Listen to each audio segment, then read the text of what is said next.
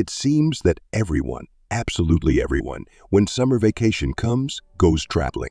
And in the fall, during the first days of September, no one has time for lessons. Mildred's classmates tell who has been where, trying to remember the brightest moments and outdo each other. Olin in Thailand rode an elephant. Caleb in Egypt with his parents went on a desert safari, and at night, together with other tourists, climbed Mount Moses to meet the dawn.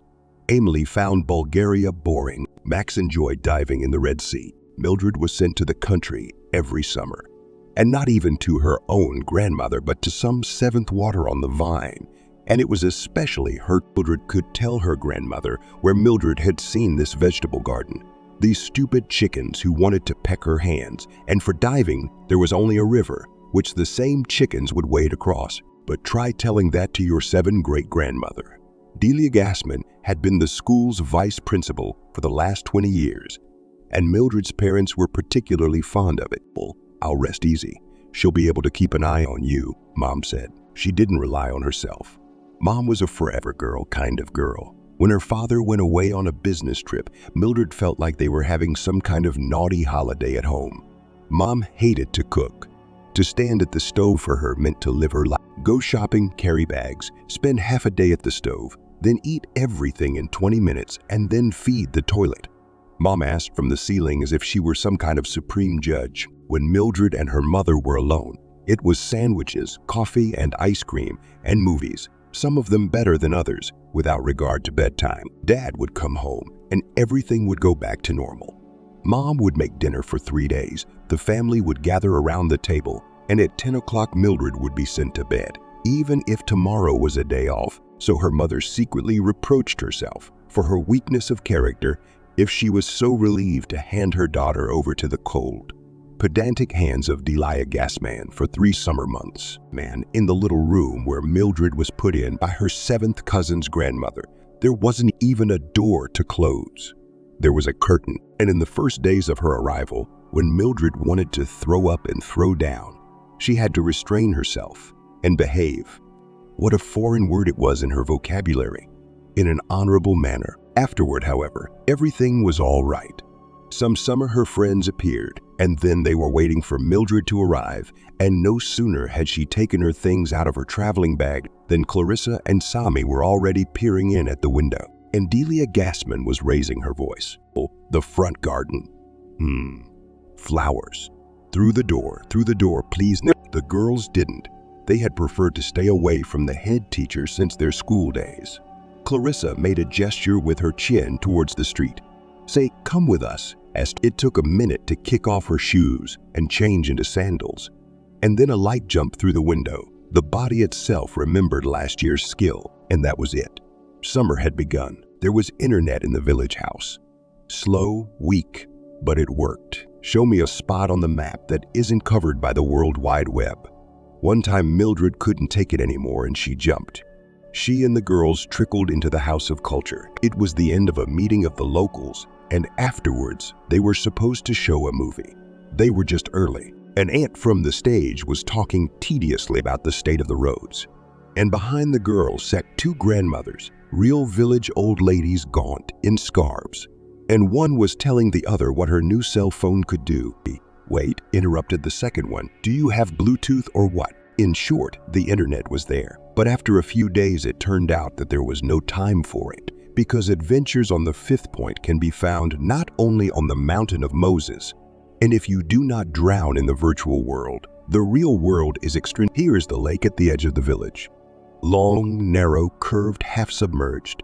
Its left end is not that uninteresting. It is even unpleasant, because the shores are built up, vegetable gardens run down to the water, and you are like in a shop window and constantly disturbing someone. That geese meet to swim, that men after a bath, to swim from the bridge, that deaf grandfather to fish.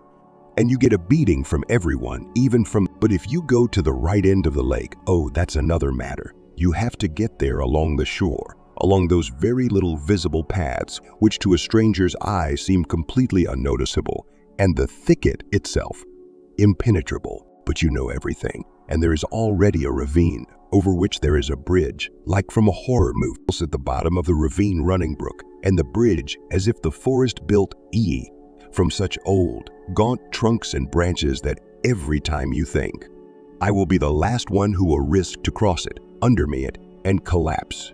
But behind the bridge the thicket parted, and the lake lay, enclosed in precipitous banks, and no one around. The forest, looking out of the bushes, a mermaid that looks at you from the depths, although in reality, here can appear only cat scientist, and that if Vasca brought from home and tied to a tree. Delia Gassman didn't really keep Mildred in line.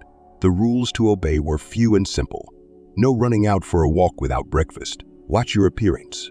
Dirty clothes, wash them. Torn clothes, sew them up. After dark, go home. Though Mildred sometimes violated the last rule mercilessly. Otherwise, how could she and the girls walk along the star paths? There were plenty of fireflies in the vicinity of the village. Both Clarissa and Sami had been dismissive of them before. So what if they were bugs with glowing asses? Clarissa said. But when the ordinary road along the field, so dull and dusty by day, so dull and dusty by night, called to Mildred with a witch's light, she was utterly mesmerized. It was as if the night sky was now on every side. The stars twinkled above her head and under her feet. One by one, as if by themselves, fairy stories were born. Mildred did not admit to the girls that she had composed them herself. She said she had read them in books. Her friends listened with their mouths ajar, believing, frightened, and as they did not want to make a fool of themselves, they tried to tell Mildred something comparable about the local countryside. Near Sami began. At the other end of the field, there's the Barzer's garden. They say there used to be a house there before the revolution, where a baron lived. Nothing is left of the house, but you can go to the garden even now. But everything there has been wild for a long time. Shallow and sour. And where the river is, well, where the cape is, Clarissa, picked up. There's a dig. The ancient people lived there like monkeys. Archaeologists used to come there, digging in the ground. It's all broken crockery, pots and pans, as if they were always fighting with each other and throwing dishes. There's a dead man lying further away. Sami inserted. There the earth has crumbled a little and a grave has appeared. But it's not scary, it's ancient. And you can't even dig it up yet because you need some special permission. Clarissa was silent for a moment, and then she said as if she were revealing a secret. The scary ones are werewolves. Mo, come on, Mildred couldn't take it anymore. It's all understandable, the movies, Twilight. Tell me about the vampires. But Clarissa was neither embarrassed nor angry, but said even sadly, it's not me, that's what the grown-ups say. Well, yes, I know that you have hunting grounds here, and at the edge of the forest, there is a banner saying that hunting is forbidden. Just imagine, one hunter says to another, let's go, maybe we'll get lucky today and kill a couple werewolves. Sami usually giggled at every occasion, but she didn't. Clarissa began to explain, it's a shame we don't have any tall houses here to climb up and see, except for the water tower, but it's locked, and you have to get in. If you look from up high, you can see a mountain behind the forest, and behind it, no one's been going there for a long time. At first, they wouldn't let us in. Just some men in uniform stood there and wouldn't let them in. They said there was some treasure hidden there. Sami was in a hurry to say, as if there was a treasure in the mountain itself, and then either the treasure ended. What do you mean, ran out? Clarissa's voice was irritated. Or it was found and taken away, or it never existed at all. The thing is, there's a place down there where werewolves live. That's where they keep people safe from them. Because they could attack like wolves. If someone alone or in pairs wandered into those parts, Mildred was tempted to give up. It was all right to lie, but don't lie too much. It's one thing when she talks about distant galaxies and aliens. It's clear fantasy. Fairy tales, that's also understandable, things of bygones, you can even tickle your nerves. Imagine that on the eve of Ivan Cupola mermaids, lounging on the shore, bathing in the moonlight. But do not go to the forest because you don't even have ordinary wolves here, said Mildred. Why are you inventing some for the first time in her memory? She felt that Clarissa was offended. She was the bravest of the three of them, not afraid to swim in the river, even though it had whirlpools and eddies. She could go into the garden at night, but here, apparently, her courage was at an end. Something prevented her from crossing the line, and Mildred's careless remark poked at the sore spot. Clarissa wanted to change the subject, but she couldn't. We can get closer, she said with a challenge. We can get to Red Lake, and then I'll show you the... Mildred wasn't going to go there, and she wasn't allowed to go any farther, and she knew from Clarissa's tone that it would be a long walk. It's no big deal. Come on, let's just look. And we won't get lost. It's concrete. When you're tired, turn back and that's it. If it's hot, you can go swimming in the lake. And of animals, the worst is if you meet a wild boar. Let's go. Clarice seemed to be on fire herself, me, characterized by her ability to soften sharp corners. Again, found an option. There's plenty of strawberries. We can take some Biden jars with us. I could either make it between breakfast and lunch or between lunch and dinner. Mildred thought, already giving up. Otherwise, grandmother would make me stay home for 3 days. But no matter what they thought, it was not possible to set out until the afternoon. This morning I was captain of the potato field, complained Mildred, and it's just endless. And every bush has to be looked under the tail, weed and perch. To mother on the boat, why do people need so many potatoes, eh? The girls only giggled. They took such labor for granted. At first the road seemed very beautiful to Mildred.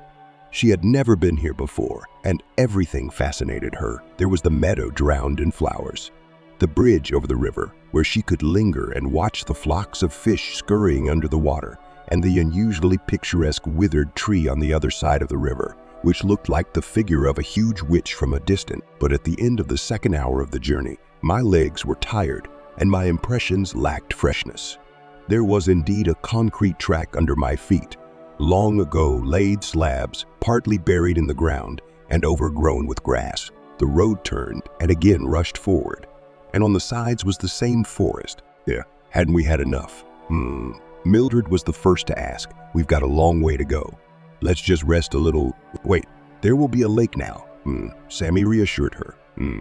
This is the last place where people from our village go fishing. Further, no.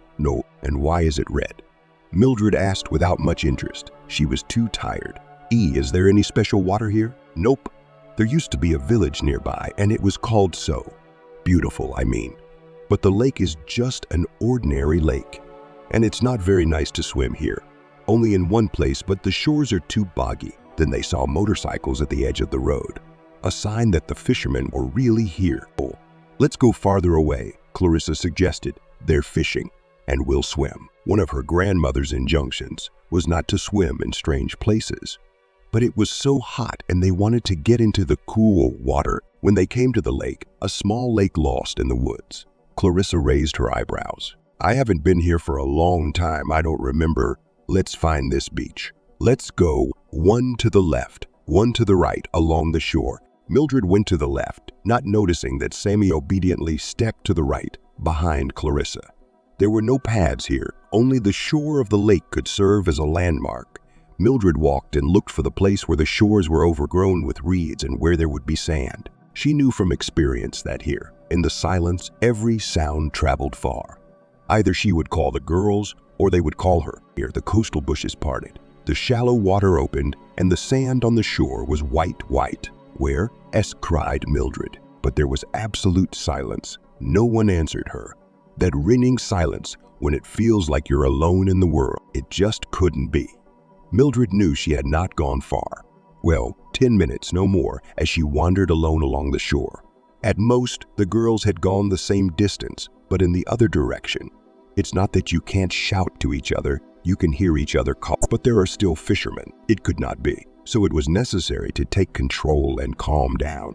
And then when she and the girls would meet, all together they would laugh at the fact that the fearless girl from the city was so scared in the first minutes when she was left alone. Even impossible to get lost here. Even though there was no path, the lake shore was right there. You just had to face it. If she went to the left, she would have to go back to the right. That's all, so Mildred said to herself. But as she looked around the lake and its shore, she saw no sign that people were near. It was the same silence, the shores overgrown with reeds, and a sky that was beginning to frown. It looked like a thunderstorm was. Just walk, Mildred said to herself. Walk and think of nothing. And everything will end right now. If not on the girls, then on these men fishermen I'll definitely come across. She walked on, but nothing, exactly nothing, was happening. Tired, scratched against branches and twigs, Sweaty and bruised, Mildred was ready to cry. Finally, she realized that the impossible had happened. She was lost. Mildred tried to remember the map. Several times she and the girls had looked at the satellite map on her cell phone, figuring out what was around and where else to go. It looked like the forest stretched for many kilometers, but that was only if you stood. Again, facing the lake, and on all other sides there were villages quite close to each other, to reach at least the concrete road or the river. There is no fear there. The river will sooner or later lead to another village. If not today, then tomorrow. Mildred shuddered as she imagined spending the night alone in the forest. But if there was no way out, well, maybe she would have to. There are no large animals here, only wild boars. They don't eat people. It seems there are also vipers. He and the girls almost stepped on one. They were running to the river, and it was crawling across the road.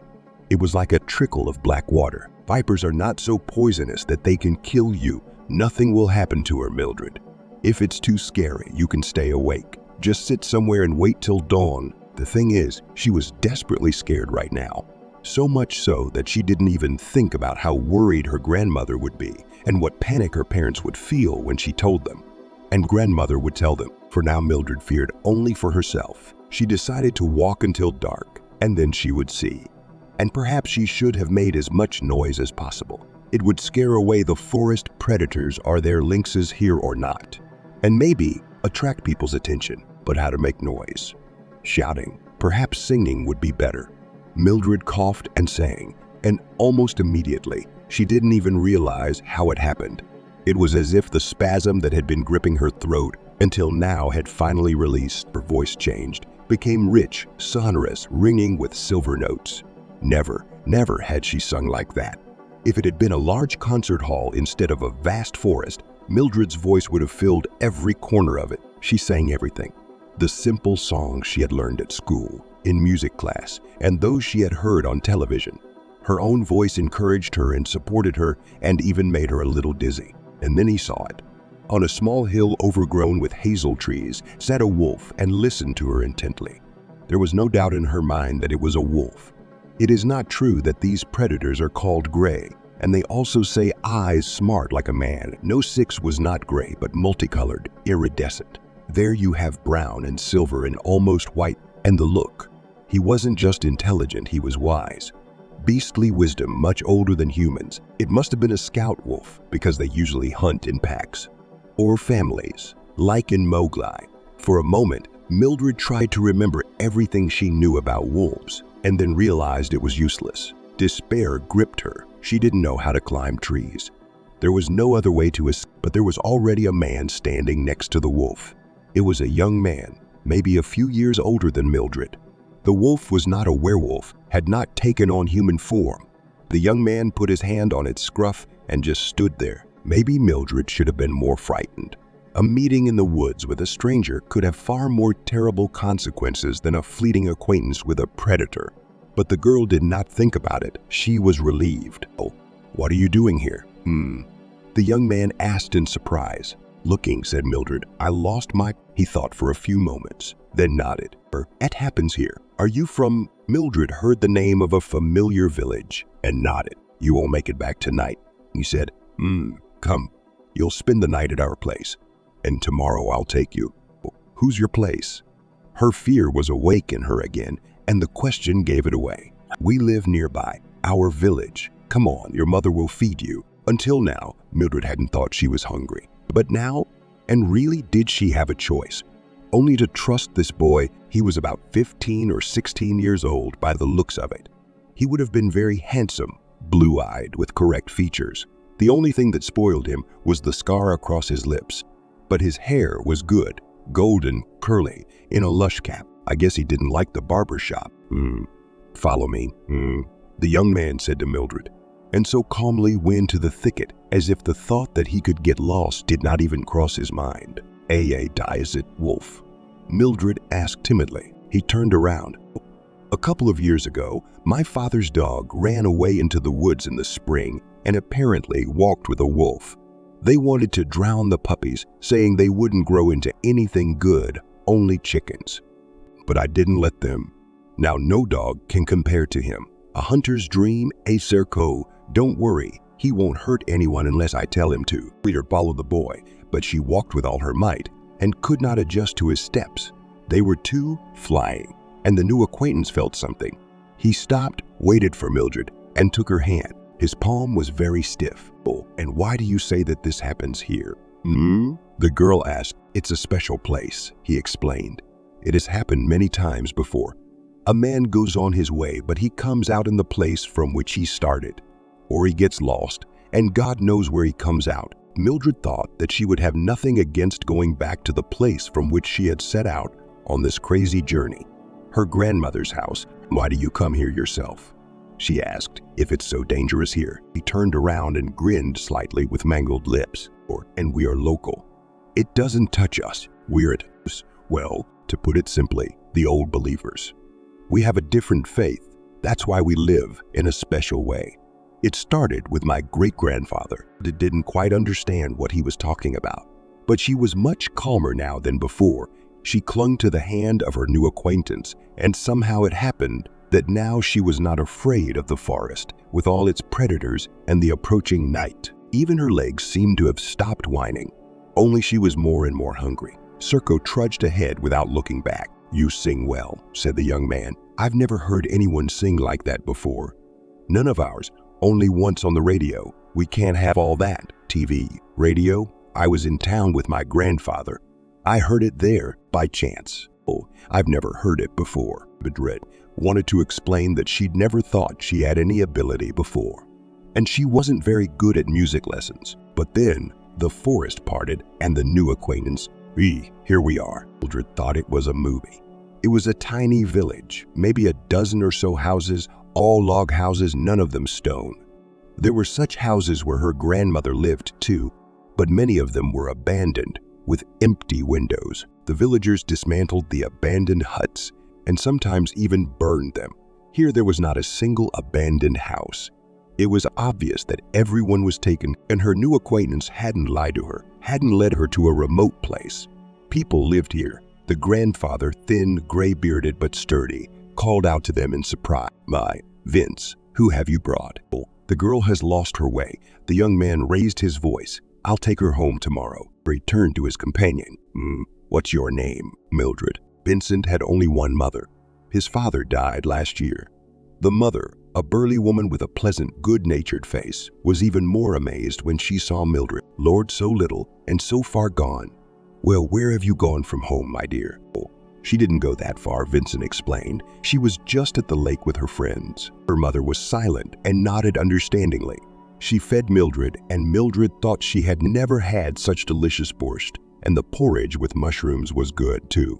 And the tea, strange in Mildred's mind, was not even tea at all but just brewed herbs and honey, the like of which she had never tasted before, green as an emerald. With this kind woman by her side, Mildred became quite calm. Aunt Grace, as the owner introduced herself, then lamented that Mildred's relatives must be going crazy. The child was missing, then asked the girl not to make such distant trips or just stroked her head. As soon as it's dawn, Vince will take you back, Aunt Grace reassured her. I feel sorry for your grandmother today. What a night it will be for her. Maybe she'll realize I've come to see you, Mildred suggested. It's been a long time since anyone's been here. I think people have forgotten we live here. Either we are here or we are not. Mildred remembered her friends telling her legends about werewolves, which, of course, didn't exist. Maybe the memory that there were humans in the forest had become distorted and had given rise to these stories. Don't tell anyone about us either, Aunt Grace said, or the curious will start coming here, and we don't want them to. She made Mildred's bed in a separate corner behind the stove. She showed her where to wash up and brought her nightgown. Don't you ever go anywhere from here. Mildred's eyes were drooping, but curiosity still got the better of her. The girl thought that even this bed, on which she was now settled, an iron bed with a frame net, not here, in this remote village made? Why? Our men come. They bring it to us when we need something. But they rarely come out. Journalists came here. It happened. Someone tipped them off. But for us, this fame is worse than a bitter radish. Leave us to live with God alone. Aunt Grace said something else, but Mildred was almost asleep. Still, she heard people still knocking at the hut. They came asking about the girl, that is, about her. Apparently, the appearance of the little guest was a big event. It seemed to Mildred that Aunt Grace touched her shoulder as soon as she closed her eyes. "It's dawning," she said. "Come on, it's time to go home." Vince was already waiting for her, sitting at the table. Aunt Grace fed them both, poured a large mug of milk, and cut some bread. Mildred thought of the few times she and her grandmother had sat like this, by candlelight, when the power went out in the village. Not only her legs, but her whole body ached from yesterday's walk, and Mildred was preparing herself for a long walk today. "Maybe all day," Zian said. "Are you eating well?" Aunt Grace asked. "Oh, it's kind of the first time I've tried it." Mildred tried to sing something and was amazed. She didn't have any special voice. I mean, just her usual squeaky voice, the kind of voice that made the music teacher wave his hand hopelessly. No sooner had Mildred thought she must be in a bad way than Aunt Grace said, "Oh, it happens. So it's a gift from above, but not forever. But at times like this," which she put her arm around Mildred and crossed her. "Well, go child, go children." That was the end of the village for her.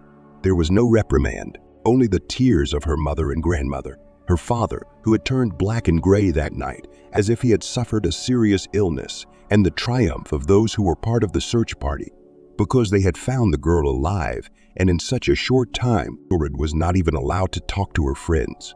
Clarissa and Sammy looked at her guiltily from behind other people's backs, made some signs, but Mildred never managed to tell them what had happened to her. In fact, she told no one the truth. Somehow it happened that she got lost. She knew that the forests were vast. She thought she would never get out, but luckily she heard the voices of the rescuers. At night in the forest was very scary. It's good that summer nights are That's all anyone who tried to question her learned from her. A day later, Mildred was taken to town. Her frivolous mother had certainly grown up during that terrible 24 hours.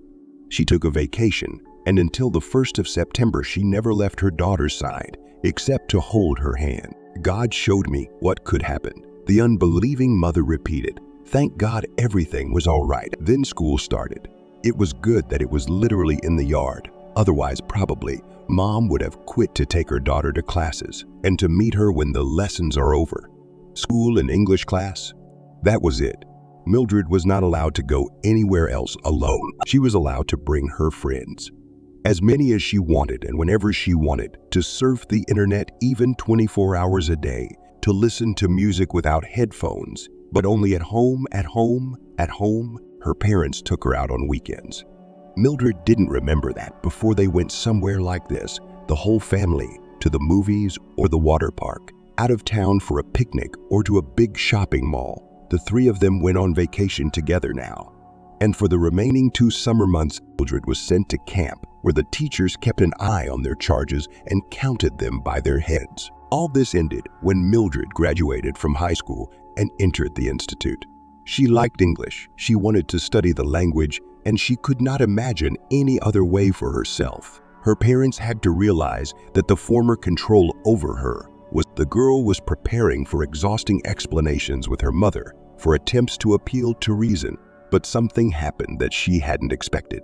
Her father had left the family. It was so trivial. He met a young woman, almost the same age as his daughter, and the sober, punctual, ultra-responsible father who had been the captain of their family ship all these years had abandoned the vessel to the waves. Mildred expected it to be a terrible blow to her mother.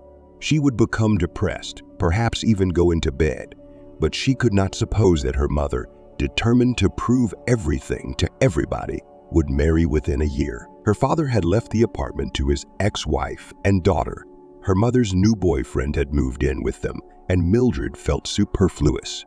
She liked studying very much. She was one of the best in the course. She realized at the time of studenthood, this is a prolonged childhood. Still, she dreamed of the time when she would start working, and immediately, on her first paycheck, she would rent an apartment, even the smallest, simplest. But from that day on, her own life would begin as she saw it. However, even here, everything did not go according to Mildred's scenario. First of all, she saw herself as a translator of fiction, but she couldn't find such a place.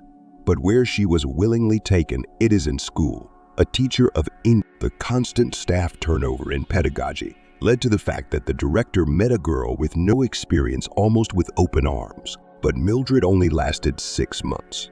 As a subject teacher, she was good. The boys could learn a lot from her. But when it came to discipline, she couldn't bring the students to order. They could do anything but English in class. Crouched down. The boys ran between the rows, did their math homework, ate the ice cream they raced to the kiosk for at recess, and talked to each other without lowering their voices. When Mildred returned home, her head was buzzing and tears came to her eyes from her own helplessness.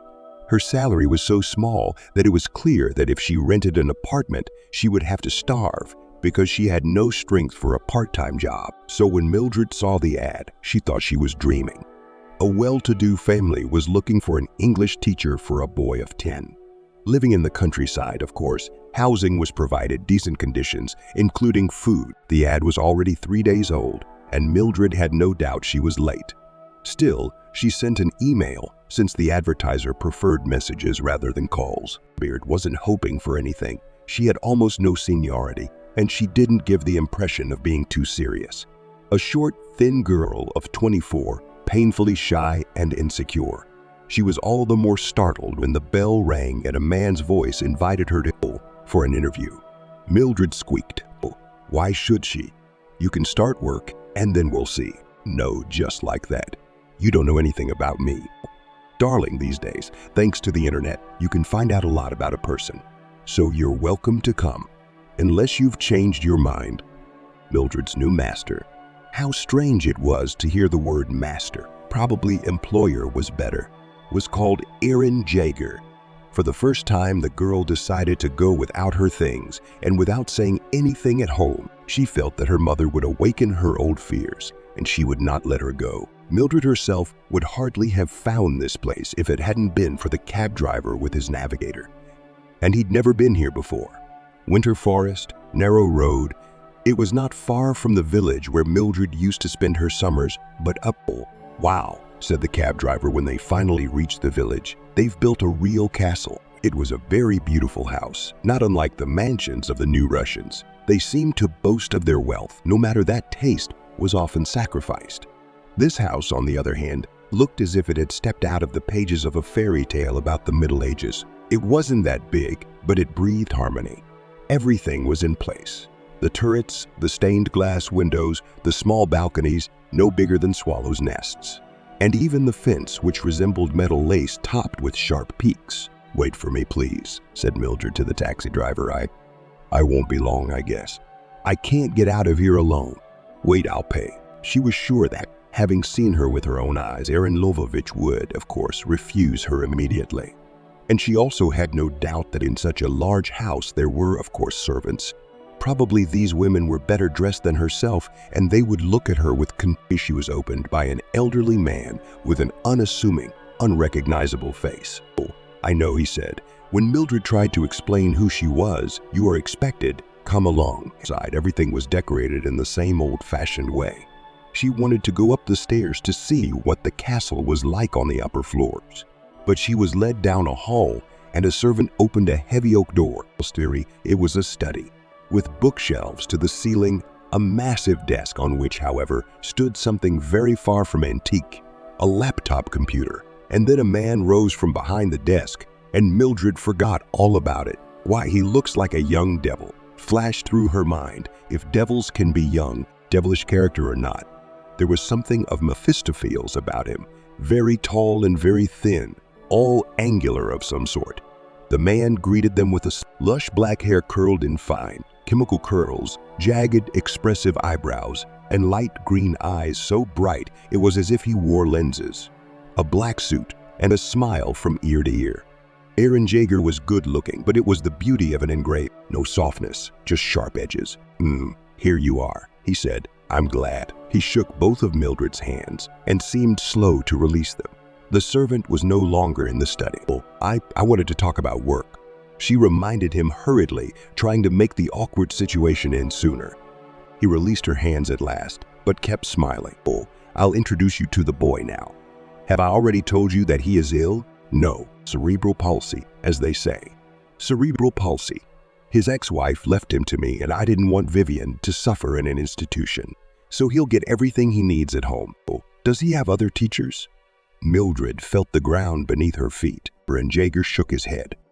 One at a time. I don't want to overload him. The boy is weak, you'll see. Last year he took literature, this year English, and so on. Come on, I'll show you around, including your room. They're waiting for me. Mildred did not say that it was only a cab. She wanted to leave herself an escape route. I have to come back today to get my things. Aaron Jaeger raised his eyebrow. Good. Let it be just a short tour then. I'll show you the apprentice first. That's when they finally climbed the stairs.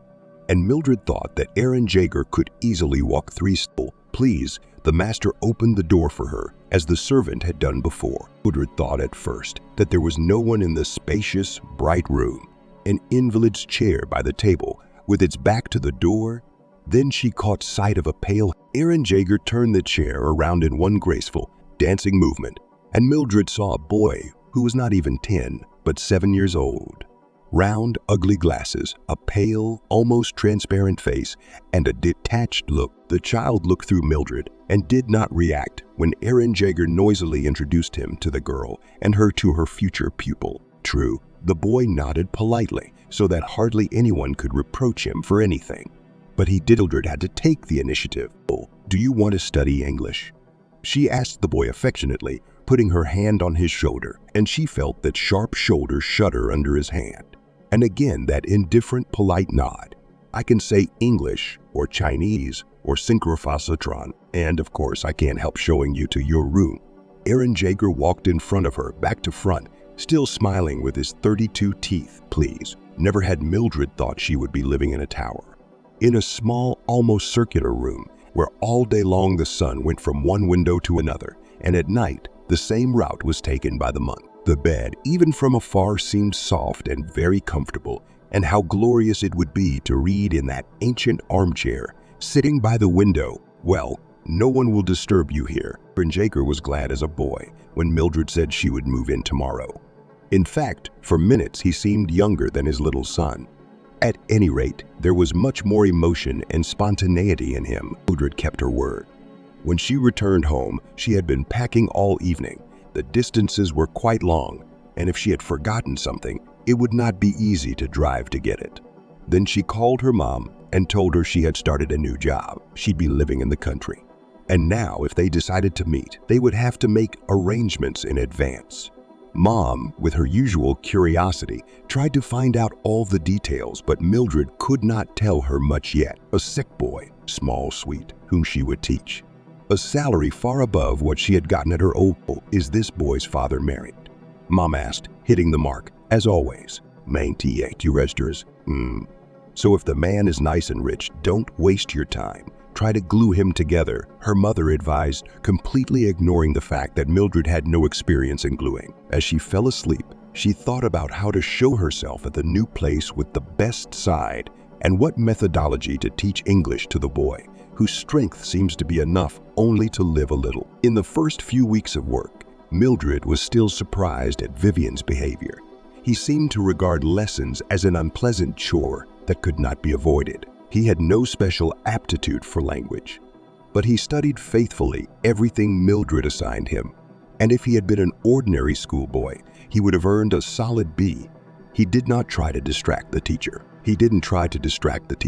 Didn't make small talk with her. He answered the questions asked, and that was all. Sometimes Mildred herself, on her own initiative, tried to ask him about his father, about his mother, but received meager one-word answers. The boy did not seem to long for his mother, though she had left the family not long ago. Nor did he seem to be happy about his father, though Aaron Jaeger dropped by a couple of times during classes, and all the furnishings around spoke of how he spoiled his son. Expensive furniture, specially adapted for the disabled, toys that Mildred had never seen in stores. Probably they were sent from abroad, but Vivian was completely indifferent to these luxuries. Not once did Mildred catch him playing. The same could not be said of his father. Indifference did not apply to Aaron Jaeger. He was a lump of energy and emotion.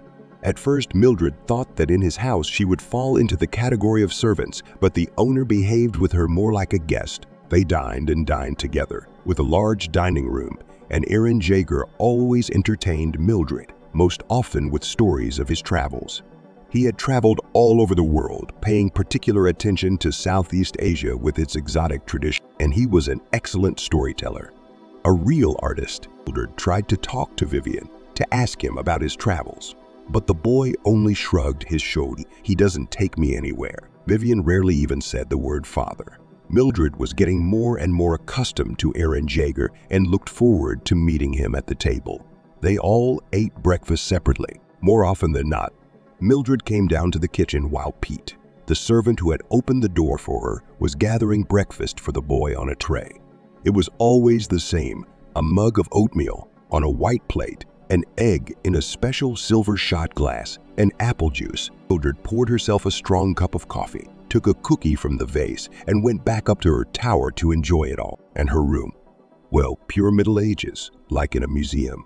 And the first rays of sunlight that lay on the floorboards, and the boundless forest that stretched around the castle, and excellent coffee, which not only made her heart beat faster, but seemed to grow wings behind her back. Then Mildred tutored the boy. She showed him cartoons or simple children's movies in English, translating them briefly, and trying to make him understand the characters. Often by lunchtime, Aaron Jaeger was free, and sometimes Mildred did not even notice that she was eating, engrossed in conversation with him. It had been a long time since she had felt that another person was so interested in her, unless it had been her parents when she was a child. But that had been different, and more often in the evening, Aaron Jaeger would ask her out. It meant that they would go by car far away, to the city. Mildred had never been to those famous restaurants before. What was the point of going there alone? And it was very expensive. Had never sat in the best seats in the theater. She realized that the master should not have such relations with his son's teacher, that Aaron Jaeger was openly courting her, and consoled herself with her mother's admonition, "Don't be a fool, glue him together." It seemed to be the first time she'd ever done it, and Mildred was getting uncomfortable with Vivian.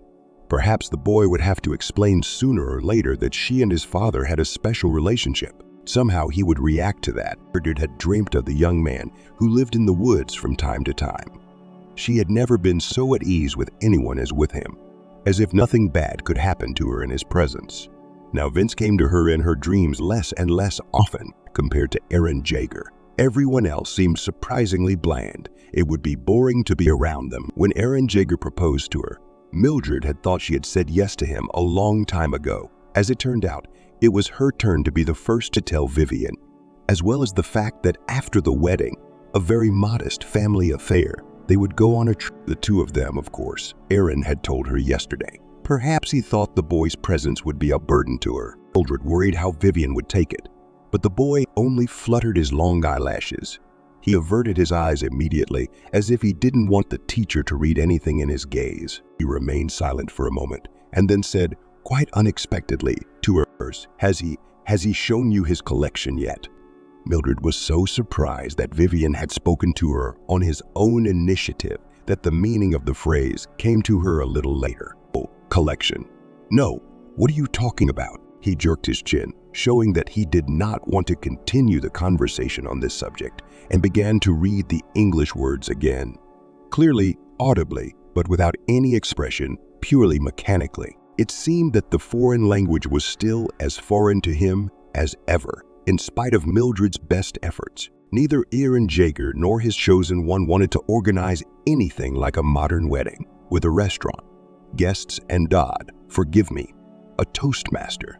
Mildred even informed her parents that she was married after the fact. As a wedding present, Aaron gave her a very beautiful lace dress, which, as Mildred suspected, was unthinkably expensive. They were married at the registry office in the presence of a couple of his friends, whom Mildred saw for the first time that day. One of these friends drove the newlyweds to the airport. They spent 2 weeks in the Seychelles, and Mildred, who had never traveled abroad until then, was utterly enchanted. And the islands, some of which remained uninhabited, and the friendliness of the locals, with whom she easily found a common language, and the cuisine. She had never tasted such outlandish dishes, and what to say? Her love as she thought that for the first time in her life really loved. One thing that surprised her was that in these 2 weeks, Erin had never once thought of her son. Mildred herself thought of the boy much more often. She browsed the local stores for souvenirs that might appeal to Vivian. She worried about whether Pete was taking good care of him, whether the servant would know what to do if the boy got worse.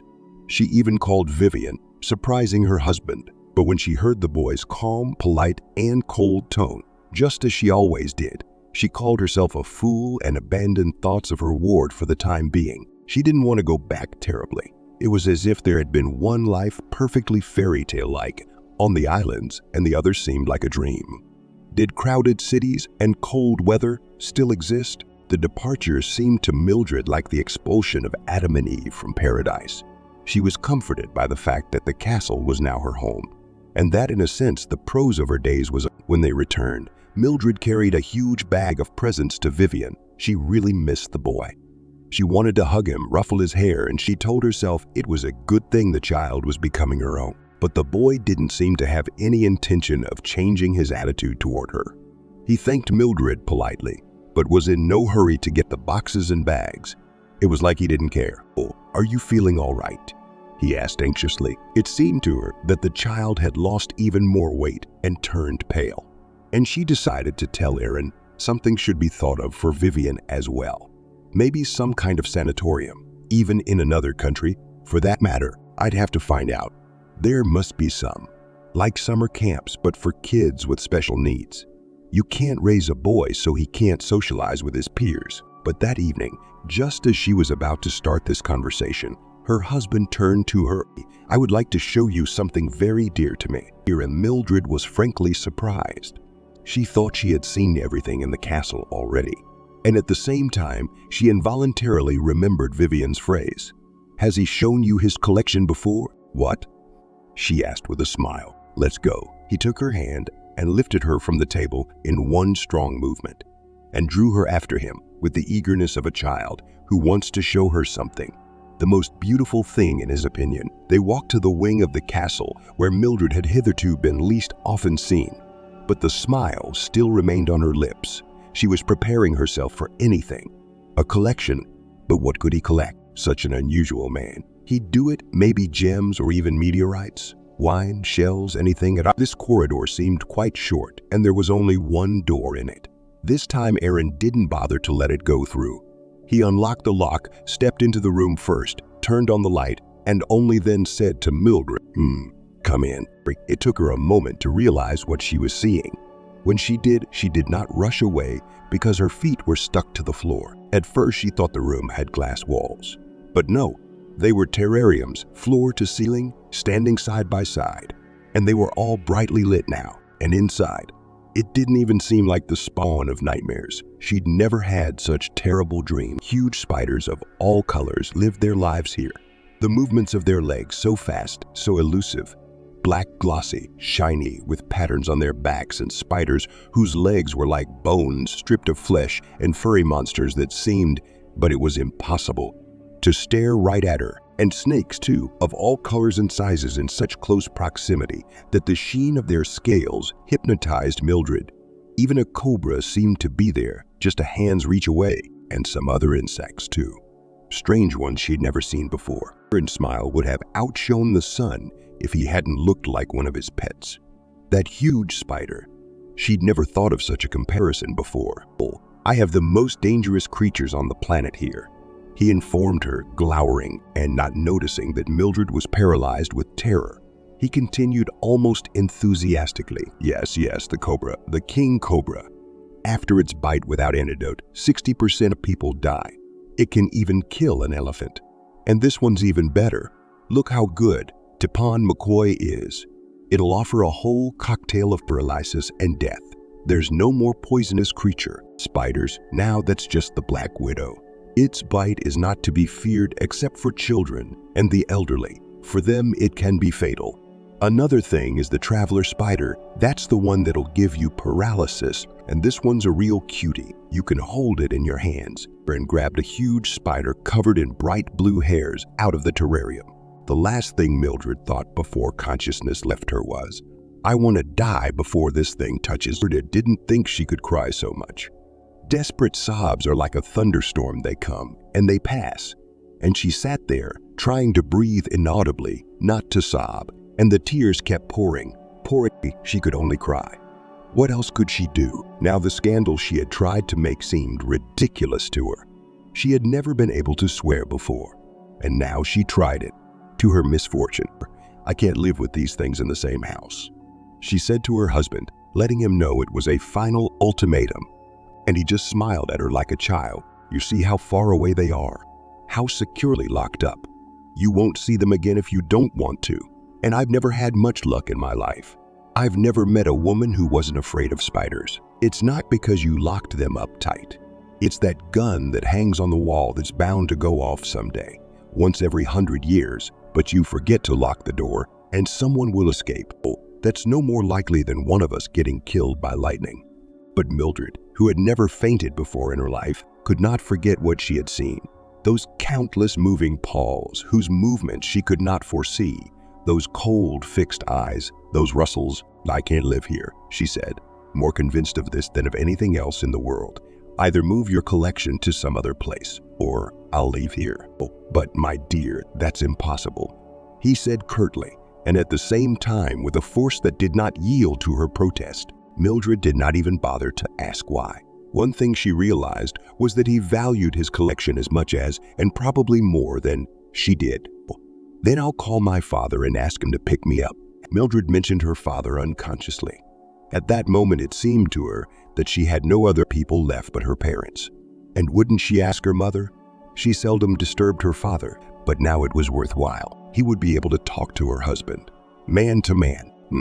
I'll call, she repeated, and only smiled radiantly. But he thought she saw a cold, sparkling madness in his. The phone was out of place. Not in her purse, not under the pillow where she'd put it at night, not in the bathroom. Mildred searched the whole room, realizing more and more clearly that she would never find it. She wanted to talk to her husband immediately, but she was afraid to look for him. What if she saw the door to the east wing ajar? What if he came out of there with one of his favorite pets in his arm? He must be of the same blood as them, and not afraid to take them in his arms. The rage that was flooding her soul was looking for an outlet. So a woman who hates the drunkenness of her husband, once again seeing him in a hangover, ready to attack him. But she said, wait, now it is useless to talk to him. When he sobers, and Mildred now wanted to say that she would not stay here a minute, that she herself will file for divorce. But the silence in the house told, wait till he comes to you himself. She walked up and down the stairs and down the hallways until at last she saw her husband in the study. You would have thought he had been working on his laptop for a long time. He seemed completely absorbed in what he was writing, but Mildred knew he hadn't been here a quarter of an hour ago. Where's my cell phone? She asked from the doorway. Don't tell me you didn't take it. Suddenly he chuckled, as if he were playing an extremely funny joke, a practical joke. He giggled and couldn't stop, and she suddenly realized how dependent she was on him. That's okay if need be. She'll walk away. Aaron could barely get it out. Busling has your phone. He decided to call too. Oh, who has it? She was stunned. Boomslang. That's the snake I brought back from the Seychelles. You didn't even notice. And no one noticed even on the airplane. Oh, there are ways. You can't imagine how beautiful it is. It's got these big green eyes that no human being can match. And she's so sly. All the locals know, and I know, that its poison is deadly. Only 3 milligrams is enough. There was no escape from this snake before, and the antidote is only now available. But this sly one, my husband was choking with laughter. It can grab you with a dry bite. That is, just prick you with its teeth, without injecting me. DUNU a rush, go crazy, demand serum and blood transfusion, although you really nothing threatening. Conversely, if the snake bites for real, it could be hours before you feel symptoms. Your blood vessels will already be destroyed, and then stroke and death. Also, God forbid you mistake a baby boomslang for a juvenile. The former is harmless, whereas the latter, boom, and that's it. He will guard your cell phone very well, I assure you, and you won't. Try to take it away. That sly little thing is so possessive. What falls to her is gone. Put her hands over her ears. It seemed to her that she would go mad at the mere sound of that voice, in which there was no human intonation left, only to leave immediately, even if she didn't take anything with her to run or to crawl, but to leave. But Aaron had not finished his game yet. He reached into his pocket and pulled out something. First, he showed a clenched fist. Then he opened it. In the palm of his hand was and the door is locked. He almost sang out, enjoying the fact that everything had succeeded. But Mildred began. And you mustn't spite me, he said, suddenly serious, or I'm afraid one of my pets will bite you. And then you'll be hovering around me like a bird to get me to give you the cure. Oh, I'd rather die, Mildred promised. Did she think that the only person she would be able to talk to here would be the little boy who had been so annoyed by her presence? When she came to Vivian and sat down in a chair beside him, utterly murdered, crying, and not even trying to make conversation about English, the boy was drawing. For a minute, they were both silent. Then he said, without turning his head, "Oh, I see, he showed you his collection. How do you live here?" Mildred asked suddenly to herself, "I don't know how I can sleep in this house now. I'll feel as if someone were climbing on the blanket, getting close to my face." Vivian colored in his drawing of the sky, pressing hard on the blue crayon. "Oh, you'll get used to it," he said at last. Sipri shook her head, which obviously meant no. Then she asked, "Aren't you afraid of them at all?" "Oh, look at my door." It was the first time she'd noticed this self-evidently internet detail. It was only when she looked more closely that she noticed that the door, together with the jamb, represented something special. Mildred went over and closed it. "All right." And there was a threshold on the floor. Not even a How did he agree to put one of those in for you? She pondered aloud, not realizing that she was calling her husband he as if he were a stranger. It's just that he knows that if he wants to, he'll bring anyone here himself. Outwardly, Vivian's voice remained as calm. Does he take them in his hands? He has these gloves, like metal gloves, like some kind of flexible alloy. I don't know, elbow high. And yeah, he takes them. Why? Mildred could barely say it, too scared to know the answer. Vivian looked up at her. He loves them, it seems. But if he wants to punish someone, he'll introduce that person to his friends more closely. You won't die. He has antidotes for all the bites. The most important thing is not to show you're scared. I was scared at first, but then I don't care anymore. It happens though that you suffer for a while. You get a headache and it makes you sick. My God, how can you do this to me? My own son. He's not my father, Vivian said, without any emotion. I don't know how many times he married. But my mom, it was, well, a woman with a child. And where is she now? The boy shrugged. He told me my mom didn't like it here, and she really wanted to leave. He let her go, but he left me to make sure she didn't blab about the whole thing anywhere. See how well she listened to me. He said she never came after you. But I don't think my mom would have left me. So I don't know if she's alive or not. Why did he leave me? He doesn't have kids. Maybe he wants an heir, at least one like me. Or maybe I'm just a lab rat, or maybe he just wanted to invite his next victim. You were hired for me. Bird cried until late that night, and she didn't know where to spend the night. Now she could not set foot in her luxurious bedroom unless she made a great effort. Not that she was afraid her husband would come to her, cradling some deadly snake as gently as a child. She had already associated him herself with one of the exhibits in his collection. The scariest exhibit of all, she wanted more than anything to lie in the same room as Vivian, at least on the doorstep, but she knew that wasn't an option. For one thing, her husband had keys to all the doors. He could open any of them. Secondly, he could punish the boy for being too frank. What did Vivian want? As it was, the lad was barely warm. In the end, she lay down at her place, wrapped herself in a blanket with her head wrapped up, and pretended to be asleep. The blanket was so thick that it might not be bitten. It was better to be stuffy. Mildred heard her husband come in and settle himself at the other end of the bed. She lay holding her breath until he fell asleep. But then she couldn't sleep either. She pondered her escape options. It was clear the front door was locked. The bars on the windows had not pleased her at first, but her husband had told her, "Darling, there have been cases of thieves breaking into the house before. Nothing serious, just some scum who just want to take the first thing they see and drink it or trade it for dope. Besides, I'm away a lot, and if I put an alarm system on, they'll be here before they react. Believe me, you'll soon stop noticing those bars." She did. But now the castle was finally starting to feel like a prison. The only thing she realized was that it was useless to make scandals and demand something from this madman. Most likely, he would decide to punish her, and she wouldn't stand for it. She just won't, that's all. She shuddered at the thought of what she might be threatened with. "Vivian," she asked the boy the next day, "have you tried running away from here?" He wheeled around in his wheelchair in front of her, back and forth a little, but it was enough for her to realize what a fool she was. "And if you do succeed," he said, "he'll destroy me first. He's afraid you'll bring the police here. They'll find me." "But have you even thought about it?" she asked, almost desperately. Vivian was silent. Later, Mildred realized that he was considering whether to reveal to her the plan he had been hatching, which was his only hope of salvation. A plan he couldn't carry out without help. Vivian looked at Mildred with the eyes of an old man and felt sorry for her. "There's a back door," he said, "but only Pete uses it. Because that door opens and there's a bridge and a river. Pete likes to fish, but he's only got an inflatable boat. But you can't get to the oars. The boat's over there on the dock, and he's got the oars. That's okay. The river has a fast current. It'll carry him far without oars. And by the time they grab him, they say there are people downstream. Someone will notice.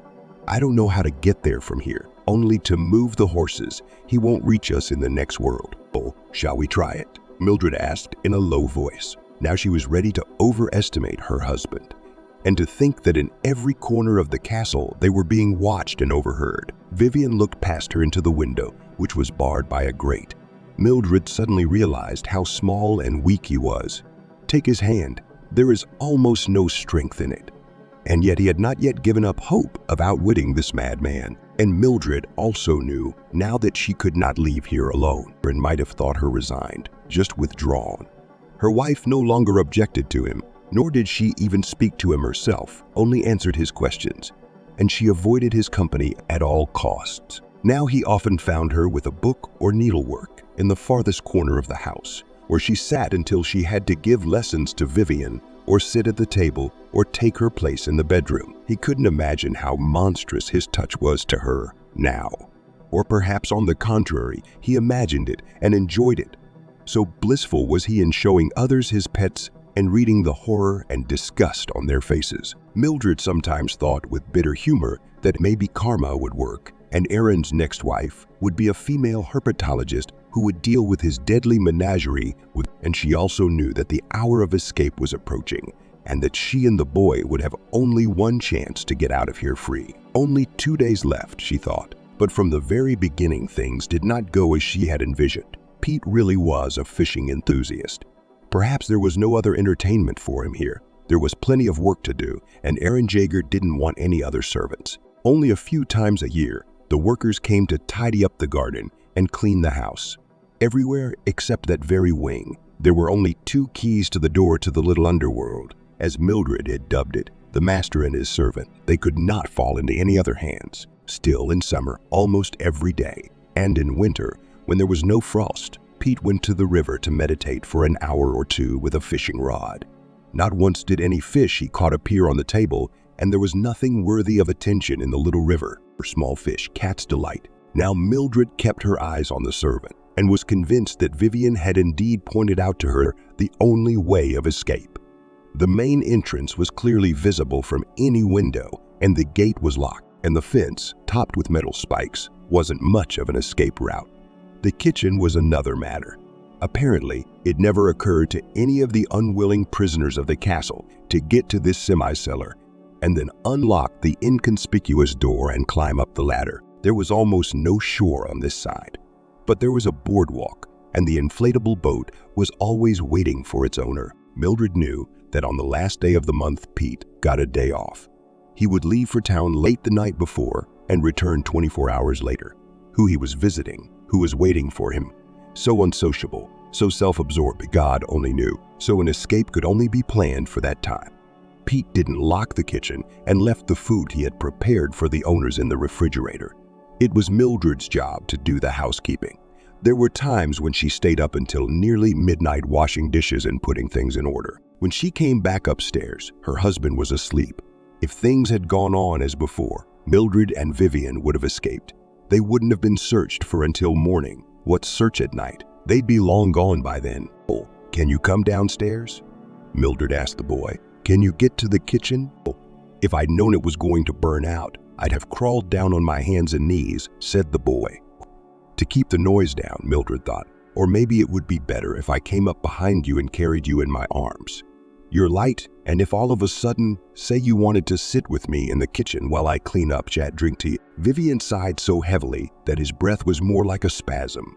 On the evening of the evening in question, it looked as if his fate would be decided, whether he lived or not.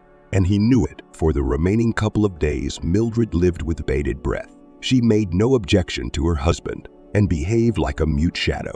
Only once did her eyes show confusion. When setting the table, Pete wondered whether he should take a day off this time. "Oh, well, I'll go," he finally decided. "My friend's been asking me to visit him for a long time." This meant that tomorrow Mildred would take Pete's place. And she turned to her husband with the most innocent voice. "Perhaps you would like me to prepare something special," and made a sign with his hand that it was not worth the trouble. He had no doubt that the servant had made sure that the dishes were ready long ago and were just waiting to be served. Pete glanced at his watch. "It would be good for me to leave early today," he said anxiously. "The weather is getting worse." Mildred tried to give her voice a careless tone. "I'll clean and wash everything myself." And in confirmation of her words, she began to collect dirty plates in a few minutes. She caught her husband's attentive gaze and shrugged her shoulders. After Pete left, Mildred spent a long time in the kitchen, looking for new jobs. She was scrubbing the spotlessly clean stove for the 10th time or rearranging the jars and boxes in the cupboard. And looked in, and she told him, "I've got a lot more to do here. Lie down, don't wait for me." She herself decided to go after Vivian after midnight, because at that time her husband was always already asleep. But what a bad night it had been. Even here in the kitchen, through the thick walls and double frames, she could hear the rain pounding outside. Then Mildred thought with horror that the boat might not be there. What owner would leave it on the shore in such bad weather? The venture seemed to her quite mad. What if she went out now and looked? There was a door. The door to the outside might be locked. Mildred felt a chill. She was not a burglar. She could not open the lock with a stiletto, and it was unlikely to be broken. Everything was so securely made here. But the lock yielded obediently when she grasped it. But what was happening outside? It was raining. Mildred ducked and ran to the dock and caught her breath when she saw the boat hidden under the shed. Yet even escape was half the battle. Would she and the boy, who almost 100% likely couldn't swim, get to the nearest place where people lived? "I don't care," Mildred said to herself. "If not to the village, at least to the shore. I'll carry him on my hands from here." She came back, wet as a mouse, and heard her husband's voice. "Please, finish up. It's late." "Oh, don't wait for me." "Finish it," he repeated with pressure. "God, where did you get so wet?" He was already on the threshold, and Mildred had no choice but to make frantic excuses. "I love a big thunderstorm. I couldn't resist. I wanted to have a look." He only shook his head and, taking her hand, led her into the bedroom. Mildred consoled herself with the fact that she had not made him so angry that he had resorted to punishment. And then she lay in bed beside him, listening to the big clock chiming softly, measuring half an hour, an hour. It was now the second hour of the night, and the storm seemed to be subsiding. Mildred knew that Vivian was waiting for her. He had not gone to bed. They had agreed, waiting, and he didn't know what was wrong, why she wasn't coming. Several times Mildred tried to get up, but her husband held her arm unconsciously in her sleep, and she was afraid to pull harder to wake him. It was already beginning to get light when she managed to get out of the bedroom. She moved as silently as a spirit. As she was in her nightgown, she flew upstairs, grabbed the sleepy boy in her arms, and started downstairs. Sneaking almost without breathing, she reached the kitchen, opened the door. The rain was almost gone, but it was freezing cold, and she had nothing to wrap the boy in. And Mildred said to herself again, "I don't care. Even if we get sick, we'll be cured." Just to get out, She had never been in a boat before in her life, never had to, and now she lowered the boy into it. "Make yourself as comfortable as you can," she said to him. Now perhaps she had to sit down herself. Or not. First push the boat away from the shore, and then get into it. What if it was deep? What if this tiny little boat, like a toy ship, is swept up by the current? Mildred hesitated for a few moments, not knowing what to do, and then she saw Vivian's upturned face and his look of horror. She turned around, letting go the edge of the boat. Her husband was standing behind her back, staring there past her at the boy. Surely he was sure his wife would never leave him again. And here's the bastard. And then, with a last hopeless and desperate movement, she pushed the boat, falling into the water so that the river covered her head for a few moments, and pulled her out with a single tug. He raked the shirt down her back so that the wet straps dug painfully into her shoulders. He drove Mildred in front of him in jerks, ignoring the fact that she was stumbling, ready to fall at any moment. She realized that this was almost certainly the end of it for her now, but she was even more afraid for the boy. The last moment she'd seen him, the boat had been swept out of the middle of the river, and Vivian really couldn't swim. It was a small room, maybe 5 or 6 feet. There were no windows, so it wasn't really a room. It was a closet painted a dark red color, and pushed Mildred inside with such force that she fell to the floor. And she didn't even try to get up, huddled in a corner, covering her face with her hands. She was so scared she felt like she was going to throw up. "Did you want him to drown?" It struck her that her husband's voice remained as smooth and calm as ever. He seemed to have no doubt that nothing irreparable had happened. Mildred was entirely in his power, and Vivian, what of Vivian? The boy was unknown in the neighborhood. The fact that he was going to die was a free hand for this man. He wouldn't have to deal with it himself. And the child's death would never be linked to him. Mildred sobbed hysterically, sobbing, so it had all failed. She hadn't gotten out of the trap herself, and she'd killed the boy who trusted her. She heard the metal door slam shut. God knows how long she'll be in that closet. Maybe for the rest of her life. Her parents would remember her, of course. The first one must be her mom. But that may still be a very, very long time from now. Her folks think she's happily married. So much so that she's forgotten about them, doesn't even call, and they don't want to bother her, so they won't realize until it's too late. She heard footsteps approaching and froze. The door had opened. Mildred caught herself that her vision had become somehow peculiar. She did not see the whole picture. All she saw were hands shining with a metallic luster. A snake wriggled in each one. They were small, these snakes, and each one her husband looked at with love. They were truly of the same blood as him, and lowered his pets to the floor, very gently, as if he were dropping off children. Mildred could not make a sound out of horror. Even if she had tried, it would not have worked. She got up and stood huddled in the corner, not realizing what she looked like from the outside. Her mouth hanging open, her eyes bulging out of their orbits, and smiled, closed the door, and flicked the light switch. The room went dark.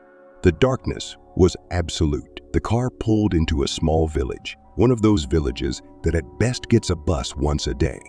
That's why the black, obviously expensive Jeep attracted the attention of all the inhabitants who happened to see it. The car stopped near the church. The man behind the wheel and the woman next to him sat silently for some time. The man's appearance was memorable. Curly black hair with light graying, a narrow and somehow long face, light green eyes under moving eyebrows. The woman was wearing dark glasses. She looked as if she had been seriously ill. "I guess you are dear to me after all," said the man. "You see, I let you go alive. What should I have entered your place 10 minutes later? Or just stand over you without doing anything?" The woman didn't utter a word. Her face remained as still as ever. "All right, go," the man allowed with a sigh. "You will walk 20 steps, and there they are, beggars sitting. You can join them. Or a kind person will find a kind person and call your parents to pick you up. But remember, if you say a word about me, you'll sign your sentence. No one can prove that what happened to you was my doing. I'll prove that you're crazy and obsessive compulsive, and after that, I promise you, either you or someone close to you will meet a snake somewhere. A pretty little snake that can send you to the grave faster than a lightning strike. Maybe one of you will find one under your pillow, or in your mailbox when you reach for the newspaper, or just in your shoe. Oh, snakes can get in anywhere. And to keep them away from you, all you have to do is keep quiet." The woman continued to stare in front of her. The man bent over, opened the door on her side. Go ahead," he said. She got out of the car awkwardly. And then he had to get out too, taking her by the shoulders and giving her a little push, pointing in the direction. That way, the woman walked with an uncertain, stumbling step. As she approached the beggars sitting at the temple entrance, the man started the motor and drove off. Mildred knew that the darkness would stay with her forever. The antidote had kept her alive, but not her sight. Apparently something was irreversibly damaged in her until a few weeks ago, when she realized she was still alive. She had cursed fate and wondered how she could get her hands on herself. Because as a blind prisoner, her existence would be far worse than death. Why Erin had decided to let her go, she did not know. In general, Mildred felt like Lazarus, the one who had been to the other world and returned. Drunk or something. She heard voices. Mildred realized why people thought so. It was because of her wobbly, unsteady gait.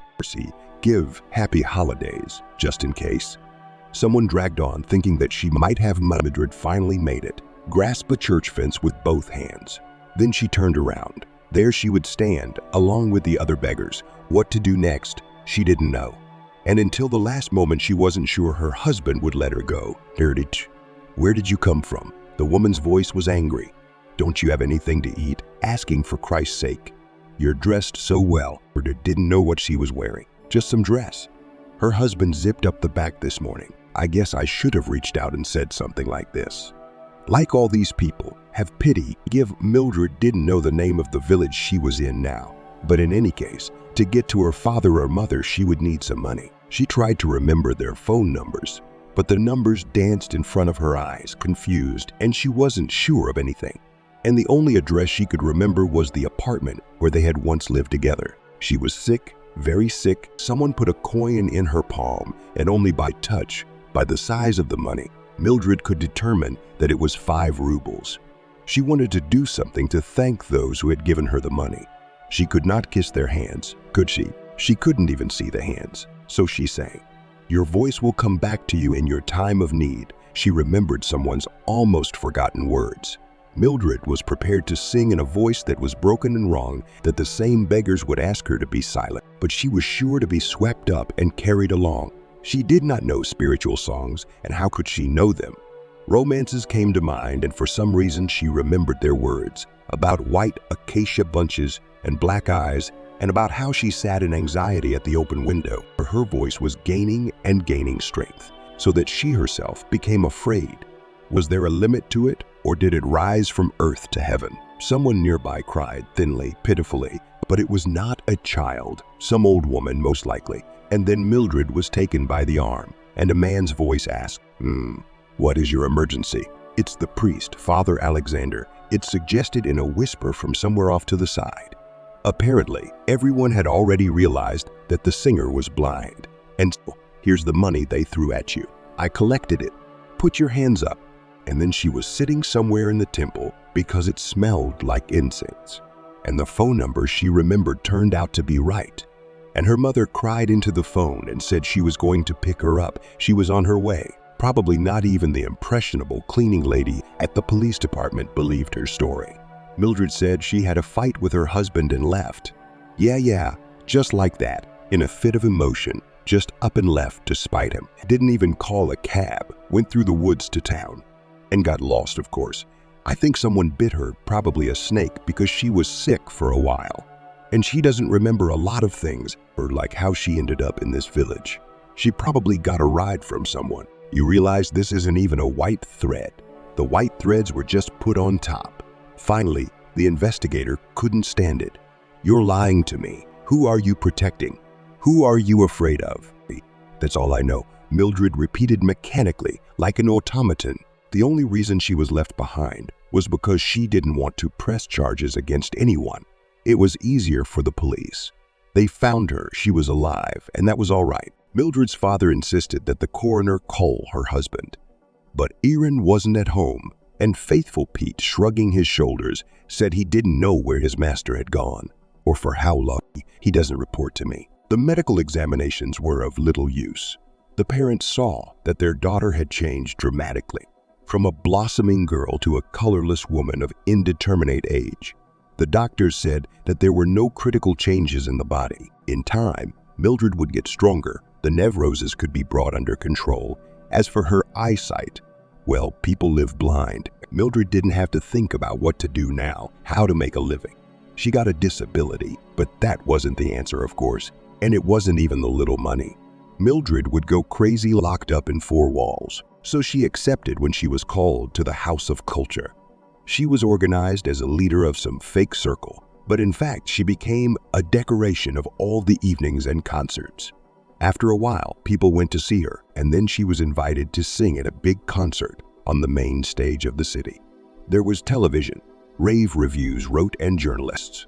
Mildred prophesied a career, asked if she did not want to try to be treated abroad, surprised that she does not suffer at all-star disease. And it seemed to her that all the worst happened to her yesterday, that not a year has passed, and one night. And this fear settled in her soul, tormented her more than the darkness before her eyes. He couldn't believe it when he saw her on the news feed. He hadn't had a television in his house for a long time, and he didn't read newspapers, but he used the internet as his only window to the world. Leaving Mildred to her fate, he saw two possibilities. Most likely, she would contact her parents and live very quietly, dependent on her mother. It would be a struggle for survival, like other people with severe physical disabilities, or she will not want to upset her loved ones to show them what she has become. Then she will hobble around for the rest of the century, or she will end up in some boarding school for the disabled or just get drunk. There's no third way. But when he saw her in the picture, getting out of the expensive car, when he recognized Mildred, even though she wore dark glasses, his rage rose up in him. She had managed to fool him after all. He had found no trace of the boy. He had not been seen alive or dead since his escape, and Mildred herself had settled down well, while he, on the other hand, was forced to live quietly, without attracting attention. It wasn't fair. And for a moment, he realized that justice had to be done. Himself, the instrument of retribution he chose was the very snake of which Mildred had spoken. Small but fast as lightning, death would come no later than 45 minutes after the bite. No one would even know to find an antidote in that time. He was so absorbed in his idea, so focused on it, that the plan came together very quickly. The snake would fit in the case, and it would be so easy to hide it among the bouquet of flowers. When was the next time the newfound star would take the stage? He looked at the playbill and almost laughed. She was supposed to perform on an outdoor stage in a city park. If anything, he could hide unnoticed in the crowd, or maybe he'd want to stay and watch the performance to the end, so she could finally go to the other world, where she'd be waiting for him to go before his eyes. It will be easy, because she won't see him. She won't realize who handed her the bouquet. And at that very moment, he'll open the case. Every morning when Mildred woke up, the first thing she did was to sing some musical phrase, checking to see if the voice had disappeared. She saw it not as something inalienable that would stay with her forever, but as a miracle that came to her, a miracle that lasted and lasted and lasted. This is how Indian summer, the gift of autumn, can be delayed for a week or two, but every morning you look anxiously outside the window. Whether the clear warm weather has not changed to endless cold rain. For this concert, her mother had chosen her a long light dress with a wide belt. She assured her that it suited Mildred very well. Mom had learned to drive the car too. During that year, they arrived shortly before the concert began, and while they waited, they sat near the stage, on a bench that was drowned in lilac bushes. Mildred was silent, and her mother did not disturb her, realizing that her daughter should tune in to the performance, to that high mental elevation without which it is impossible for a true artist to go to the audience. And then came a woman organizer, and taking Mildred under the arm, led her to the stage, helped her up the steps, and left her only after she had put a microphone in her hand. Mildred was called for an encore, again and again, but she only shook her head. The other performers waited their turn. "Come, Sabu," she heard her say. "They are bringing you flowers." It was a rare occasion, if ever one could remember one, when Mildred was not handed bouquets, and here she stood at the edge of the stage, bent over, the flowers in cellophane crunching slightly audibly in her left hand, and to her right one of the admirers pressed his lips. Mildred froze. She recognized that scar, those scarred lips. Vince, she said almost fearfully. Is that you? Wait, I'll be right down. She knew which way to go, where the stairs were by the stage. And near the stairs she was picked up by someone's strong hand. And now she is already standing on the hard ground and feels the furry side of the dog. You're not alone. You have no idea what has happened to me in all this time. I have no idea, said the voice she happened to remember all this time. I know. Oh, but how? Vivian told me. He really wanted you to be told he's alive. We've got him. You picked him up. That's how it happened. Our fisherman saw him first. And now he lives with us. He's got no family left. Nobody wants him in the world. Mildred put her hands on her head. It was impossible that it could have turned out this way. Vince touched her shoulder. They're still bringing you flowers, he said. Later, Mildred tried to reconstruct the picture, but couldn't. She had been standing next to him, but the memory had definitely shattered into fragments. She reached out for the bouquet. A stifled growl, Vincent's shout, a sudden movement beside her, and a heavy groan. And the blood drained from her face, and the darkness before her eyes began to dissipate, or dog bite, she heard around her. And then she saw him, this terrible man who still appeared to her in her dreams. And now he was lying in front of her in the dust and squirming, tearing his throat with his fingers, as if he did not have enough air, and a small snake was slithering on his body, raised its chiseled head and hissed, warning the others that she was not to be trifled with. People scrambled away, unable to understand. Vincent wanted to draw her away too. He had hardly seen the black foreign visitor before, but Mildred knew the price of its bite. Did she get to the dog before it bit her? Is the dog all right? Right on the lawn, he began to examine the dog. He must be okay. If she'd knocked a man off his feet like that, the dog would be finished. Right there. He had never thrown himself out of the blue before. And then he grabbed his hands and suddenly, out of nowhere, a snake. What the hell was that? He caught Mildred's eye and realized she could see. And she knew that if she went back, if she dared to approach her ex-husband and empty his pockets, there must be an antidote hidden in there somewhere. When taking one of his pets with him, he made sure to take the antidote for its bite. Or because accidents can happen, he told her it was so long ago in some past life. But now it could have saved his life. And that vial of antidote is probably the only one in the whole city. I don't think the medics here have an antidote for rare African snakes. Mildred hugged the dog and buried her face in his gray fur. Then Vince, holding her by both hands, helped her up. Let's get out of here, said Mildred. Mama's probably looking for me. You can tell me all about it on the way, and you tell me. And they went on, saying something to each other, sometimes interrupting each other. And a gray dog like a wolf trotted along beside them.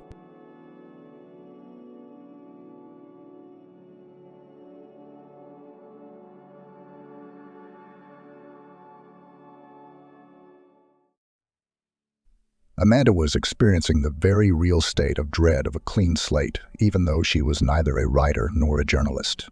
Tomorrow, she was starting a new life and a new job with accommodation. The employer is a wealthy, powerful businessman who clearly doesn't know his capital account. Without further ado, he made his conditions to her over the phone. I need a carer with a degree in psychotherapy to be near my daughter 24/0 hours a day. I have a comfortable country house with excellent living conditions. You will be completely comfortable, but for the 3 months of your probationary period, you will not get a single day off. A generous salary will compensate you for this temporary inconvenience. And the man, who called himself Carl, quoted her fee so much that Amanda's legs gave out. Her monthly income would be the equivalent of her hospital salary for the year with all bonuses and fringe benefits. They agreed that she would start her duties in 3 days. During this time, she would gather all the personal belongings she needed and select the necessary medical devices for the patient's sessions. She will then be authorized to make a list of anything else she may need in her work. The car will pick you up at your front door at 800 hours sharp. The driver's name is Andrew. Send me your home address to this number. Carl pronounced the words sharply and clearly as if he were minting coins. Amanda even thought that every minute of this man, apparently, is worth both silver and gold. Too businesslike. But it even appealed to her. She didn't respect the soreness and gruel in his speeches, She judged people by their actions, not by their sweet voice. She knew in her 26 years that time puts everything in its place and stigmatizes characters. Who's worth what? Here she is, Amanda herself, a psychotherapist with a red diploma, the beauty and pride of the faculty, the hope of the department. At school, all lightweight and character girlfriends on discos and bars in high school fluttered. She crammed a place in the medical university on the budget, partially guaranteed only a gold medal. The support should have been passed on excellent final exams. There was no money for a serious education in the family of Max, a plumber, and his wife Idaka, who worked in a bakery as a saleswoman. No, her parents were not some marginalized individuals. Father even drank. Only on holidays, did not complain of this bad habit, and with men colleagues, every paycheck did not cheat. He came from a remote, abandoned village and ended up in the city when clever businessmen bought out all the agriculture in his small homeland for the farming kingdom. A kind of holding there now appeared with dairy and meat processing plant of a new format with technological lines of the most innovative kind. Max was called to work there, but he held a grudge against the new owners, that they almost uprooted the pogost on the outskirts, where his and his wife Ida's parents were buried, that the village was torn down to nothing, turned into ashes, ruins, an archaeological monument of their former life inwardly. He knew it was just as well. The population in their village was finally getting drunk. There was no work. Everyone was leaving for the city in droves. Only he and Ida held on to their hut and 10 acres of land, but then they gave up too. Amandochka was 14 years old at that time. That's how she became a city girl. With the proceeds from the sale of land and house, they bought a 2-room flat in the city. The 5-story red brick building was strong. It would stand for a long time. Max was taken to the factory with open arms. The salary was small, but their family made ends meet. Ida quickly made friends with the women neighbors. They told her there was room in the bakery. The old saleswoman had just taken a well-deserved holiday. Working, Ida was well received, not offended. Happiness ended overnight. Max came to pick up his wife from the bakery in an old car. Clumsy bread van in the courtyard, clumsily turned around, crushed under himself a kopeck, not even immediately noticing what happened. Fortunes of the driver and passenger died on the spot. Amanda's urban life began with orphanhood. Amanda used to rush to school like a prodigy, always loved to learn, books about relationships between people so in general swallowed overnight. So she was interested in who and how of the heroes will act when he tail-nailed, in a stalemate plunged into a stalemate, with all the guts in front of the choice put in the orphanage, where she got after the tragedy, at first snickered, but then sublimated on the study, not to think, not to remember, untimely departed loved ones. 6 months later, her foster parents took her under guardianship, but warm, cordial relations with them were not born. She moved to them in 2 rooms and a communal room, still not an orphanage, where everyone dreamed of a family and parents even at a young age, but she dreamed of growing up and living alone. Naive, touching young lady Amanda tried to assess the behavior of people, to guess who and how they would show themselves, taking into account their temperament and character, a kind of homegrown psychologist. And even more, she liked to think about the fact that a person can be broken to change the line of his behavior, to convince. In the 10th grade, Amanda disappeared in the scientific library, where she read Freud, Jung, Bandura, Halperin, Bekarev. Her classmates did not know the names of such names, and she melted and molted from her new discoveries. Her gold medal at school suffered, sitting days and nights on her heels over textbooks. Her merits did not include gifts, offerings to teachers. There was no one to pay. Talented student high marks were given sincerely and generously. Her peers did not persecute the crazy girl. They had long since given up on her eccentricities, although there were good reasons to pay more attention to her. Amanda was ravishingly beautiful, possessing that very feminine magic when men turn into slaves, admirers, barely having seen such a rare specimen of external perfection. Her hair, the color of ripe wheat, fell in waves down her smooth back. Green eyes with dark pupils beckoned to drown in their depths. Lush forms gave birth to a halo of sensuality. Graceful wrists and ankles hinted at blue blood, charm, aristocratism. Refined nature had not rested on her appearance. Only Amanda herself did not seem to notice any of this, persistently gnawed the granite of science, and ignored the languid glances of representatives of the stronger sex of all ages. After receiving a certificate of secondary education orphan, And even a medalist in the medical university took pity. Dramatic life at the girl. You can make an exception on the budget place to look for a place. She passed the entrance exam on excellent without tutors and material investments. She returned to her flat, left after the death of her parents. Private property, nothing can be done or taken away. She dressed unfashionably, modestly. Not as a garden scarecrow, of course, adhered to strict classics, a little leveling her natural charm. She didn't notice men around her from the word at all. She was so keen on Mrs. Psychology, but one day she fell for a seasoned catcher. Mason was also good-looking, ironic, daring, and unpredictable. With this Amanda managed to cap, she fell head over heels in love. She responded enthusiastically to the offer to drop by for a glass of wine, knowing perfectly well what would follow, except the guy had a nasty little soul.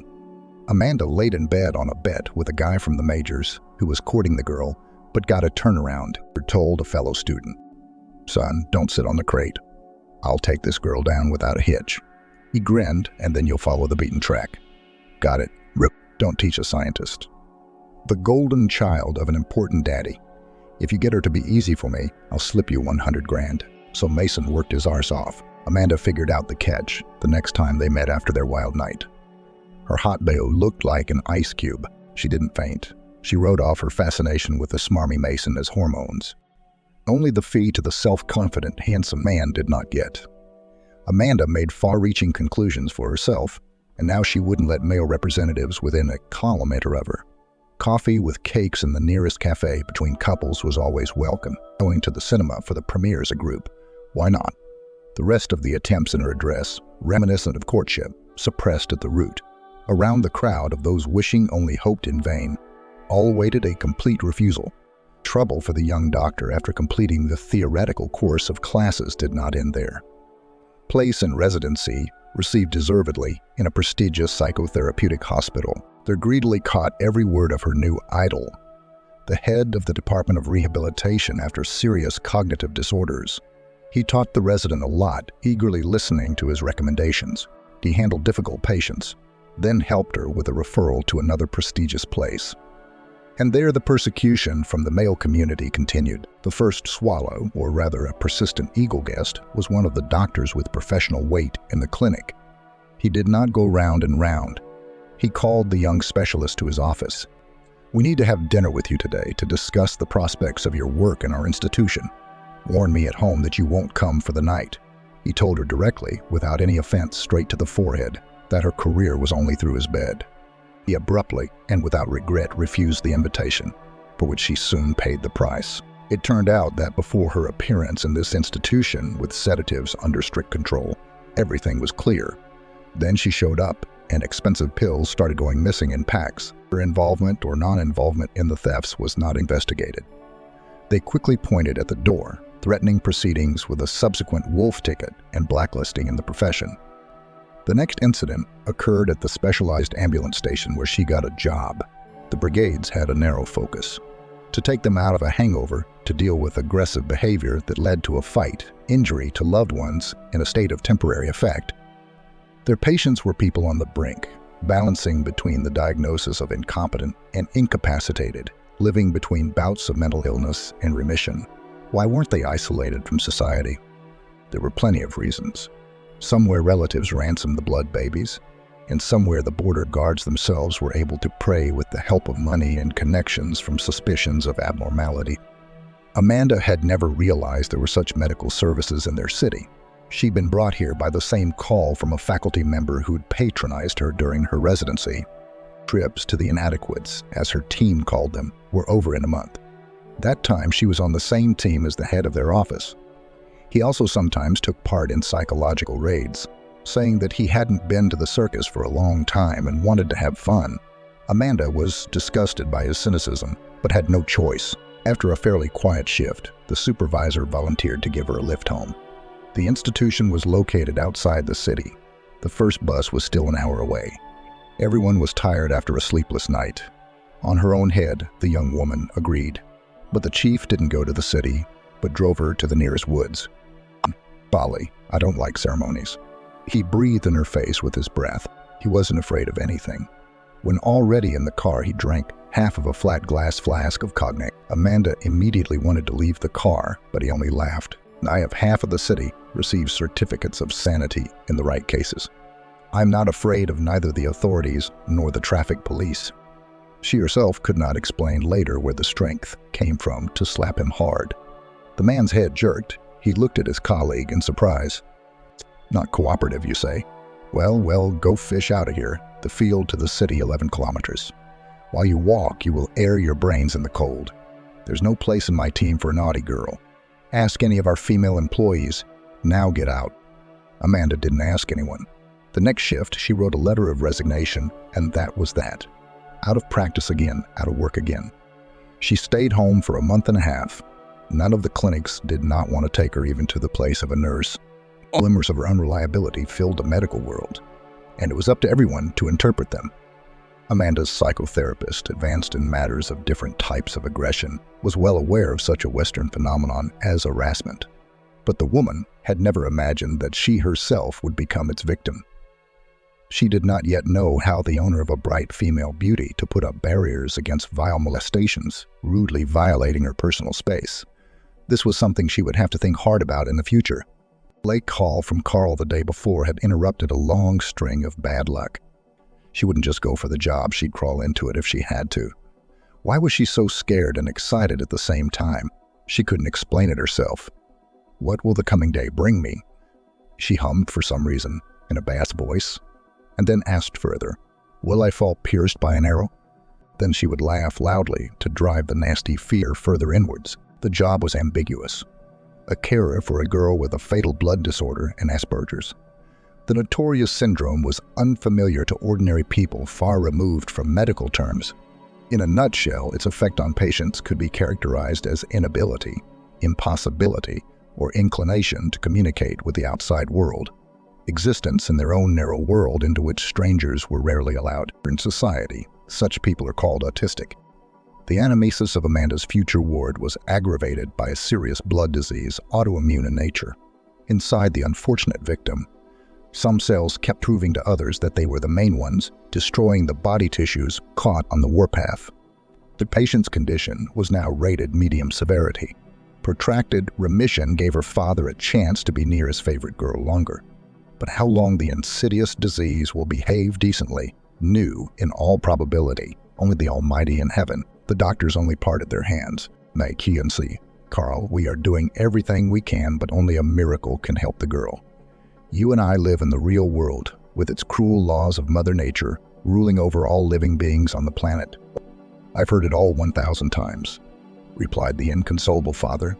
What's your advice? How can I brighten her life if she does not react to any unconcerned, inactive, quieted, and silent? I've never seen if she can smile. For 16 years of constant uncertainty, it can drive you crazy. The renowned autism spectrum disorder specialist sitting in the chair across from Carl thought for a few seconds. Then, I have one doctor with a not-so-successful professional path. Doesn't get along for long in any treatment facility. And I can't get from her the reasons for these constant fiascos. She was one of the most intelligent students on my course, gave great hopes, burning desire to benefit disadvantaged people, followed all the methods and innovations in our field, and in clinics deflated like a balloon. Unfortunately, I cannot patronize every brilliant student of mine. Made a couple of patronages for her, but it didn't work out. She and I recently met by chance at a cake shop where I was buying a cake for my wife's birthday. Exchanged contacts in case I had information again about vacancies somewhere in our sponsored hospitals. I invite this girl. She did her residency at my hospital, and I can vouch for her almost as much as I can. Carl weighed the pros and cons and decided that he had nothing to lose. The old carers couldn't cope with Elizabeth. So maybe this young girl could do something. There were quite a few residents in his large house.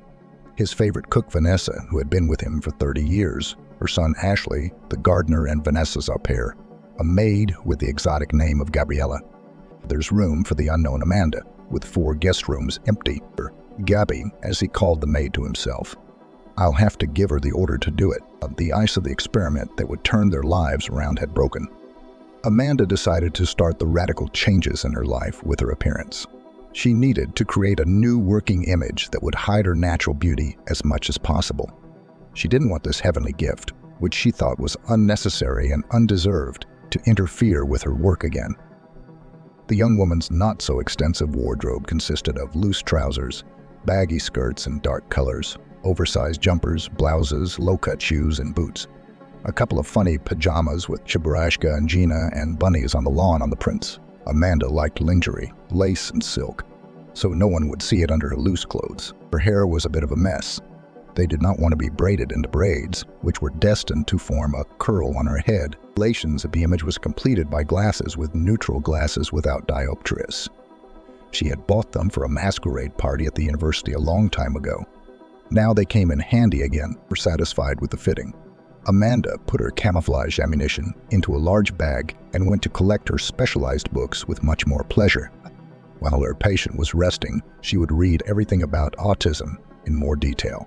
You don't just start treatment from scratch. You need a sober, rational approach to everything. At 800 this morning, as promised by Carl, Amanda's doorbell rang with a smiling guy. "Hi, I'm Andrew. Let me take your things to the car. The chief has asked you to check everything thoroughly for any forgotten items. You won't be able to leave for 3 months. Amanda felt so warm and relaxed by his words, she thought we'd work together. I'll do everything I can to make it work. The journey to her new home took just over 3 hours without traffic. The train station is 2 kilometers away. As if Andrew had read her mute question, there are 6 cars in the garage, 2 drivers. Anything that needs to be bought and brought in, you'll leave it to me. Amanda looked curiously around the majestic, but very pretty house of gentle sandy color with brown original elements of decor on the facade, balconies, a large terrace.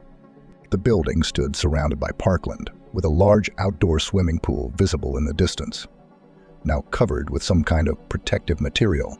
The smooth alleys were lined with neat clean tiles, a scattering of coniferous trees. One of the paths was framed with birch trees. The rose garden was wrapped in a film. On the other side of the house, there are some outbuildings resembling small greenhouses. Everywhere boxwood shrubbery, green even in this late autumn. Some exotic, with thick emerald-colored leaves. And Saul Guard lined up on the porch. "Welcome to our home."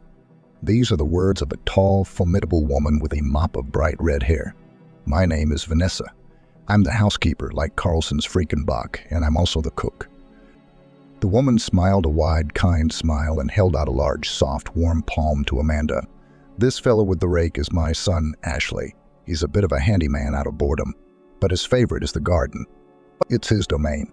And Vanessa continued, "Have you met Andrew? The other driver's name is William. The only one left is our maid Gabriella. Her mum's Spanish. That's where the name came from." Amanda was stared at with 2 large brown eyes by a young lady with a form that was overemphasized by her work clothes. Amanda only had time to think when a tall, elderly man with a noble appearance appeared on the doorstep. She would have addressed him as Your Majesty, or at least Your Graces or Your Lordship before. Gray, piercing eyes, a short hedgehog of gray hair, regal posture, broad shoulders, pleasant timbre of voice. "Amanda, I am Carl. Gabriella will show you to your room and give you a tour of the house and courtyard. Make yourself comfortable. Our Vanessa will bring the meal schedule to your attention. I expect you in my office in 2 hours for a chat. If it satisfies me, I'll introduce you to my daughter Elizabeth." He turned and disappeared into the house. Ashley picked up Amanda's luggage. Gabriella made an inviting gesture to follow her, and only Vanessa smiled reassuringly at her. "We have lunch at 2:00 p.m. Late arrivals will not be tolerated by the host. Then we'll get to know each other better.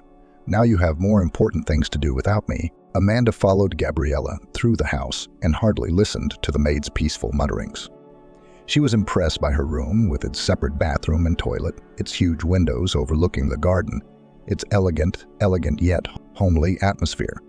She did not know yet how her life in this house would turn out, but she was already eager to make herself useful, and Amanda's relationship with her foster parents was normal. But whether it was modern trends that influenced them, or whether her interests were very different from those of the older generation, they rarely saw each other. Vacation was reduced to routine phone calls like, "Hey, daughter, how are you? Is everything all right? Everything is fine with us too." As the dialogue usually ended, or was reduced to discussing another talk show on TV or gossip about the neighbors in the yard. It was stifling for Amanda in such a boring framework. To see each other was for her birthday, to drop by with presents before New Year's Eve. But to tell her father and mother how difficult and lonely it was for her in this world of people was out of the question. She's an adult, independent, a cutoff piece. She had not formed with her guardians in special soulful closeness, when one for all and all for one. The older generation did not understand her choice of profession, but moving to a flat, leaving on her own, approved. Adopted daughter stopped chasing them for the empty time spent near the TV in the arms of fried seeds, without attempts to develop intelligence. Different blood, different destinies, on different paths rushing. In this large, beautiful dwelling, Amanda felt in her gut some kind of unity between the household. She had not been here for half an hour yet, and she already wanted to stay for a long time.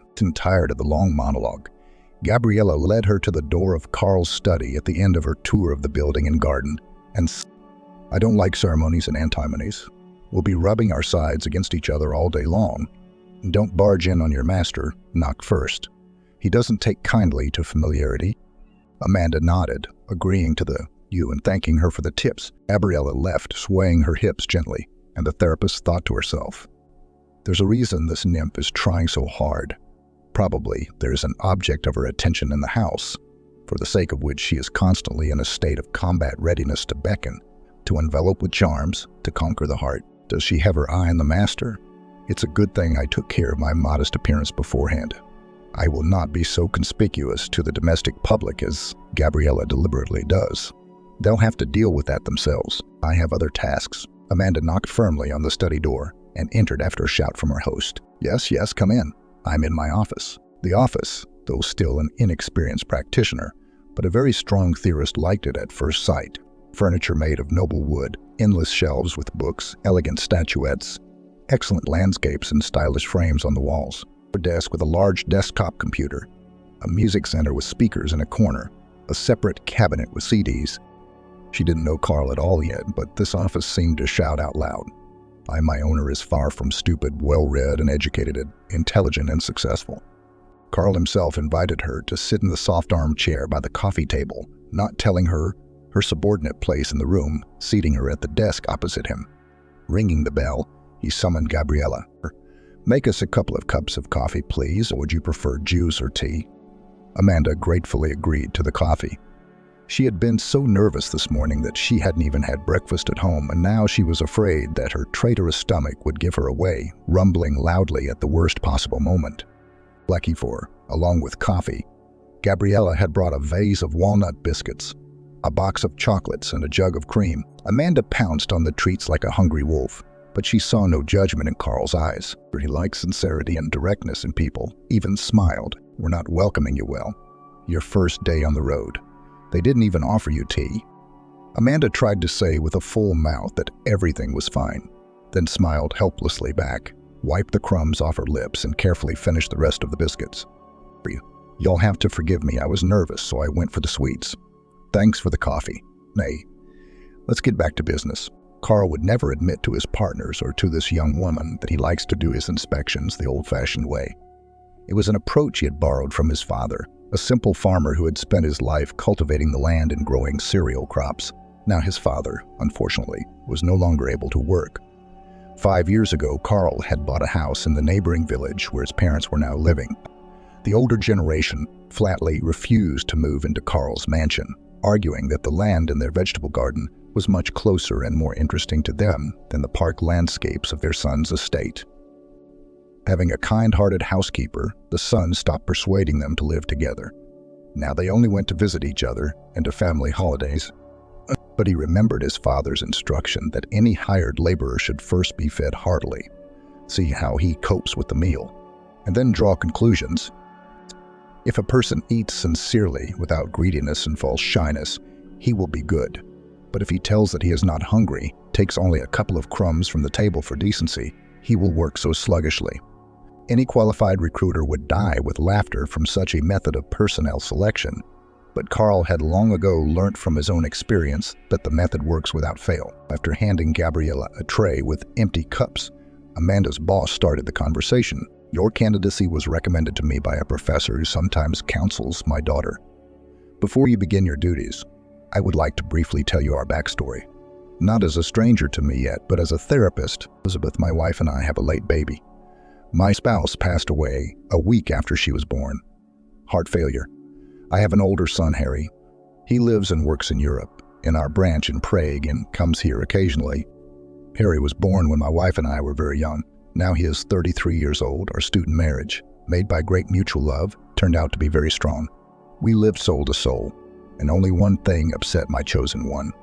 After the birth of Harry, a series of miscarriages followed. Much else, my wife dreamed of a second child, a girl, even the name of her beforehand in honor of her mother, to whom my wife was infinitely attached. At the age of 44, my wife got pregnant once again, was infinitely happy, but the doctors grabbed their heads. Even the usual examination, which all expectant mothers undergo, revealed a serious arrhythmia. The heart could not cope with the double load. Problems with the work of blood vessels began. Doctors feared that the baby was not getting enough of the nutrients it needed. My wife, almost all the time lying in the clinic, only looked at me pleadingly and asked, "Don't let the doctors terminate this pregnancy. I will take care, fulfill all their appointments. I have to carry this baby to term." Her zeal increased even more after the ultrasound showed that she was carrying a girl. The wife became finally obsessed with the idea that it was heaven that finally took pity on us and was giving us this last chance. My wife bravely endured 9 months of agonizing waiting and an endless series of procedures and injections and surgical intervention in the form of a cesarean section. The neonatologist's verdict was a blow to her. They immediately began to suspect some abnormalities in the girl. A detailed examination showed that she inherited an extremely rare genetic blood disease transmitted through the female line. People with a do not live long, 10-15 years at most. The news broke the wife, shattered everything in her already sick heart. Arrhythmia attacks began to recur with wicked persistence. She never returned home from the hospital. Elizabeth was discharged after 2 months of scrupulous observation. At first, I was desperate, resentful of the little girl for taking away the woman I loved and leaving me alone in the world. He was 17 at that time. I am still amazed that he was a wise adult even then, convinced me that everything was destined by fate, that he too had lost his mom. But it was her life, her dream and her choice. You won't believe it, but it was he who, together with the nanny, looked after the baby, quickly learned to change her nappies and feed her specialized formula. The second blow was that soon doctors noticed that Elizabeth was different, not like other children. Her genetic disorder had not yet manifested itself, but she drove us crazy by the fact that she did not react to our presence at 6 months, at 1 year, and then. Imagine the picture: the child eats, sleeps, but does not react to us, to a lot of colorful toys around him. The face is like a frozen mask, no vivid facial expressions, no gestures, as you sit or lay down in such a position and will freeze, sometimes for quite a long time. The girl turned out to be pretty, even pretty. Big-eyed, curls of blonde hair, chubby arms and legs, but she behaved like a puppet, like an artificial doll. After a while, she was diagnosed with Asperger's syndrome, or autism. Doctors assured her that this type of autism spectrum disorder boded well for her prospects. Body functions would be partially developed, but not fully developed. I took Elizabeth to Europe. There, the doctors were able to perform almost a miracle. They removed the sleep disorder, adapted her eating to the right regime, and taught her to react at least a little to what was going on. I came back from Germany almost happy. Elizabeth began to recognize her family, babbled something in a language we didn't know, sometimes tried to express something with gestures, but she still hadn't learned to smile. On the street, she turned around at the noise during walks on a trip to the Black Sea and pushed her legs up when Harry and I tried to bathe her in it. Later, I sent Harry to study in the UK, and as if as a reward for my troubles, my business grew and grew like on yeast, bringing me more and more income. We built this house together with my wife. It was her idea to live away from the hustle and bustle of the city, in the peaceful countryside. The man briefly interrupted his narrative. It was obvious that the story stirred up old memories in him. He looked at his watch, and then looked up a little.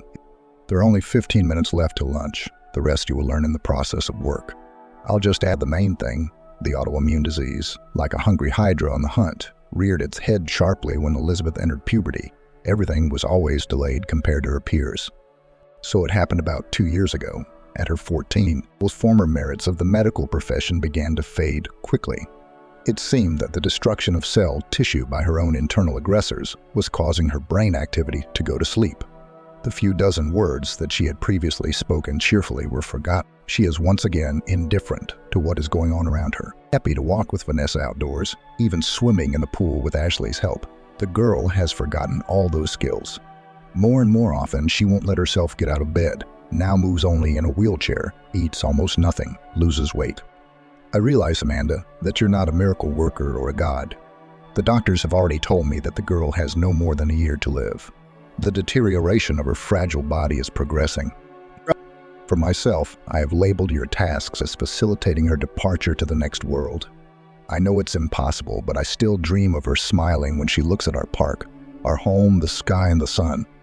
I guess I want too much from you. Amanda was in shock. No, not at the task set before her. Here she would do everything she could, apply all her knowledge. There was such pain and despair in the man's eyes. He spoke so courageously about his daughter's imminent departure from this world that the visiting therapist's blood ran cold. So much for the high fence, the rich house, and the walls of which for so many years trouble has lived at ease. Despite the pleasant faces of the people who built it, the lunch was gorgeous. Vanessa cooked so deliciously that Amanda didn't even notice that she ate all of it. She reached for some very unusual salad, and several people answered her mute question about where Elizabeth was. Elizabeth is having lunch in her room, said Carl. We'll go to meet her after dinner. Night, he says. I've already made her favorite meatballs and mashed potatoes, Vanessa added. And I picked a bunch of brightly colored September berries behind the house. I think Elizabeth is excited by their sharp autumn scent. Only Gabby, Elizabeth's father, had called the maid that once in a conversation in the study, and Amanda had picked up the nickname mentally, so shorter and much simpler ate, staring intently at her plate. She seemed to care the least, if at all, about Elizabeth's plight. We'll have to keep an eye on this smashing person, Amanda decided to herself. She's prepared my room perfectly, no complaints. But did she make any insinuations about her patient? In dealing with an autistic patient, all means are good, and all little things can be global. After these words, everyone at the table was again distracted by sweet cakes and compote. Amanda thought to herself, through her grief, dreams, and thoughts, it's good, here they have a soul. The servants dine at the same table with the master. Everyone is praying for the girl as best they can, all trying to brighten her life. Her thoughts were interrupted by Carl's voice. Amanda, are you ready to see your patient? The woman replied enthusiastically that she was looking forward to it, and she was not the least bit wrong. The curtains were drawn in Elizabeth's room. It was dark, and there was a kind of gloom and despair. Amanda immediately noted to herself that this had to change. It was understandable. A seriously ill person lived here, but it was not worth emphasizing it with decorations. The girl did not react to their appearance. At that moment, Vanessa brought a tray with Amanda's favorite dishes. The therapist decided not to put her work on hold. Carl, Vanessa, let me feed Elizabeth, and we'll have a chat. Leave us alone. Elizabeth is your new doctor, Amanda. She'll be with you almost nonstop. You don't mind if we leave you two alone, do you? Again, there was no visible reaction. The girl obediently opened her mouth at the sight of food, chewing and swallowing like a puppet. But Amanda began her monologue. I'm not a doctor or a carer for you, Elizabeth. I prefer the status of friend. I'll be there for you of my own free will, even though I'm an employee. I'll tell you the truth, I'd stay with you for free, as long as I like it very much. Your wonderful house, the place, the people, you. Tomorrow you and I are going to turn your room upside down. I don't think it will be bad for your health. For a split second, Amanda thought there was a flicker of something in the girl's eyes, some glimmer of reaction, but it all went out again very quickly, and it could have been the insidious play of light and shadow in the room at all. The doctor, under a shower, decided to think about it in her room later, but in the meantime she dressed her ward in warm clothes and took her in her pram to the courtyard to breathe the strong air of golden autumn. From that moment on, the days in the house followed a long-established pattern. In the morning, Amanda and Elizabeth had breakfast together in the girls' room. Then there were the inevitable drips and injections to combat the manifestations of genetic malfunctions. The obligatory 2-hour walk in the garden, where Ashley always lovingly tended the plants. Lunch in the great hall. At this meal, Amanda would spend time with the household and then feed Elizabeth. The patient's therapeutic sleep, a new batch of medication dripping steadily through the IV for a couple of hours at a time. Dinner. now in the presence of Carl, who on weekdays was always at work, and in the evenings and weekends worked hard at home in his office. Exhausted by the endless procedures, the patient fell into a deep sleep as early as 10 o'clock in the evening. Amanda studied the works of colleagues related to autism again and again. There were no changes in terms of closer contact with her ward, neither for the worse nor for the better. The girl's condition remained stable. Amanda talked to Elizabeth about everything, told her about the plot of her favorite fiction books, read her poems, showed her reproductions of paintings from a large colorful album. Or rather, the word talking is not appropriate here at all. The doctor conducted her eternal monologue, and the girl listened to it indifferently. The other day, already beginning to despair, a little doctor found in one of the foreign articles information that to level the manifestations of isolation with autism, for patients can be a good help to communicate with the animal world. For some reason, there were no pets in Carl's house. After a general meeting of all the residents of the mansion, it was decided to get a puppy of a large dog. Most of all, for some reason, everyone liked a Canadian Newfoundland. 2 days later, Andrew brought a shaggy black treasure with stormy eyes from a kennel breeding this particular breed. He was irresistible. It is commonly believed that our lesser brothers have no intelligence. What told Tim then that the full name Timothy, and not some Bax or Lord, was so much nicer, that he was meant for Elizabeth. Finding himself in her room as a guest, the place had long since been on Amanda's errand, a more racy setting with lots of brightly colored elements. Tim headed straight for the girl and rubbed his wet nose into her palm. The doctor was sure there was a flicker of reaction in Elizabeth's eyes, lightning fast, but she had no doubt, bright and positive. For the first time, Amanda felt they were on the right track. By New Year's Eve and Christmas, everyone in the house was expecting Harry from Prague. Amanda didn't know the young man. She only remembered Vanessa's words. "He's golden." Elizabeth transforms when her big brother arrives. She can't smile, but here it's like her face lights up. Gabriella, who was present during their conversation, added, "And what a handsome man Harry is. Respectable, decent, wise, but at the same time outwardly a typical example of Hollywood hero lover. 2 characters in one person, it's so intriguing." Vanessa immediately echoed her words. "Oh, Gabriella, go change Elizabeth's bedclothes. While she and Amanda are out for a walk. You've got Cupid's days on your mind, you're not the right girl. Roll your lips." Gaby, wiggling her hips as usual, walked away, and the cook gave her a shrug and said to Amanda, "The girl goes completely off the rails when the owner's son flies home from Europe, making eyes at him, and he looks at her like she's nothing. He had a bride, but she cheated on her husband while he was earning money in the Czech Republic. They ran away, although the foolish young lady was begging us, shedding tears, just that the hair on her head did not tear in despair that she missed a rich party. It didn't help. Harry couldn't trust her at all, couldn't forgive her for seeing another man at the same time." Sighing sorrowfully, Vanessa suddenly suggested, "Come to my room tonight, and we'll have a tea party. I'll tell you my story, how Carl saved me from trouble, and why I've since nicknamed him the Angel of Goodness." On the walk, Amanda and Ashley discussed raising a new pet. It wasn't right for a pedigree dog to go pear-shucking in the yard. The gardener had told her he'd always wanted a dog. He patiently put up with Tim's antics, even forgave him for ramming a rose bush wrapped in cling film into the yard on the run. Amanda again thought that Elizabeth, sitting in the wheelchair, made some movement in the direction of the mischievous Newfoundlander, but she was in no hurry to express her assumptions aloud. We must watch and watch and watch again and again. There it would be seen. After supper, when she was satisfied that Elizabeth had fallen into a restful sleep, she closed her door firmly and knocked on the next door. "Come in, I've been waiting. I've made us some green tea with molasses and gooseberry jam and nuts. Now we'll have a feast." Oksana had been in the chef's room only briefly before, but now she could examine the room in more detail. The same elegance and home coziness, spiced with personal things dear to her heart. There were many framed photographs on the wall, Carl and his wife still very young, Elizabeth in various angles, Ashley in the garden, then near the gazebo, then by the pool, a handsome young man on horseback. That's our Harry. A handsome man. Gabriella doesn't mince words. God grant him personal happiness. He's like his father in business. He should have children of his own, and he's still traveling abroad. I realize he's no monk, but all these windy girlfriends aren't what he needs for marriage. He'll make a marvelous father. He loves Elizabeth. Vanessa ate another spoonful of clear amber and emerald gooseberry jam and began her tale. After high school 35 years ago, I trained as a food technologist. Not just any culinary school in New York City. I dreamed of a career as a chef, the kind that would get me Michelin stars for the art of cooking. It didn't work out. The reason for everything was my uncluttered appearance. Height under 1.90 meters, size 42 feet, fullness, bright copper hair, angular movements, lack of taste in the choice of wardrobe.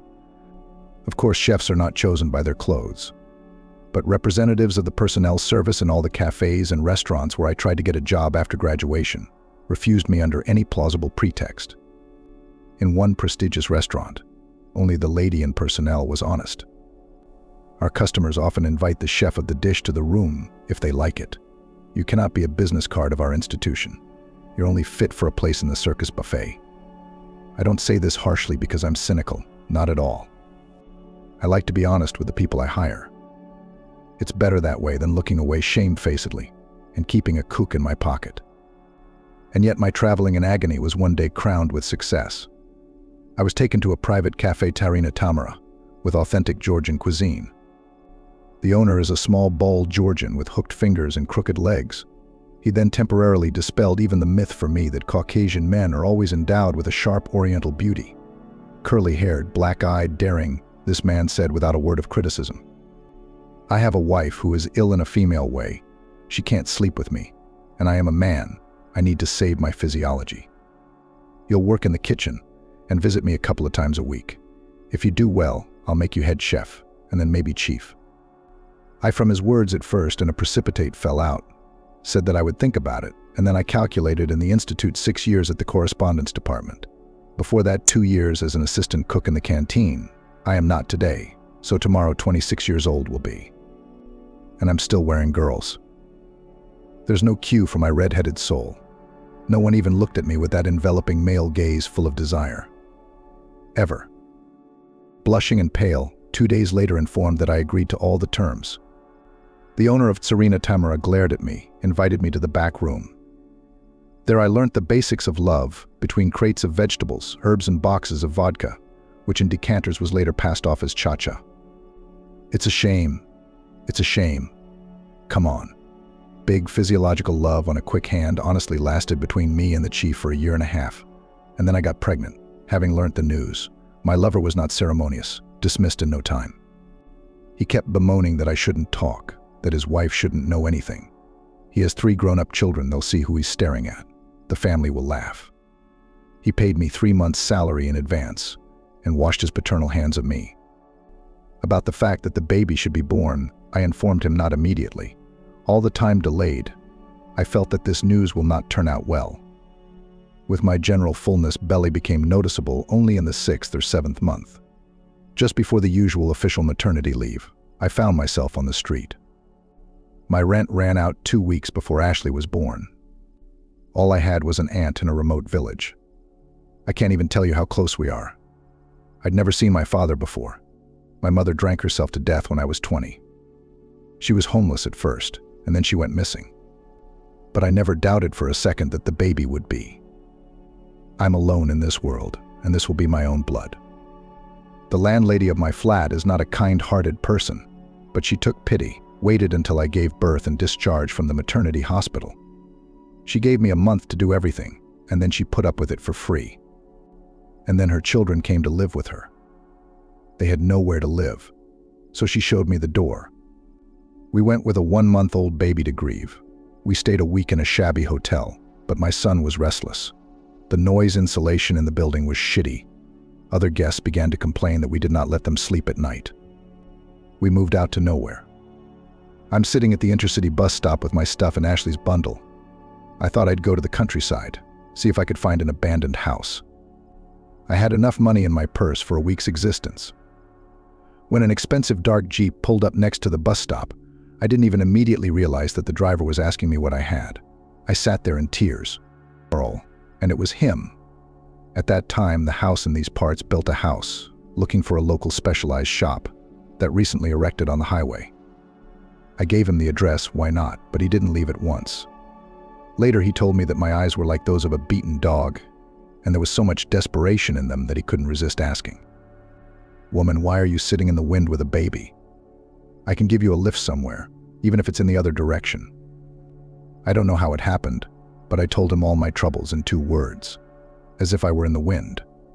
He chuckled and thought about it for a few minutes, then asked, "A professional cook, you say?" "I'm looking for such a specialist. I need to feed 2 teams of workers every day. We can provide you with a boxcar for accommodation." Of course, I didn't hesitate for a second.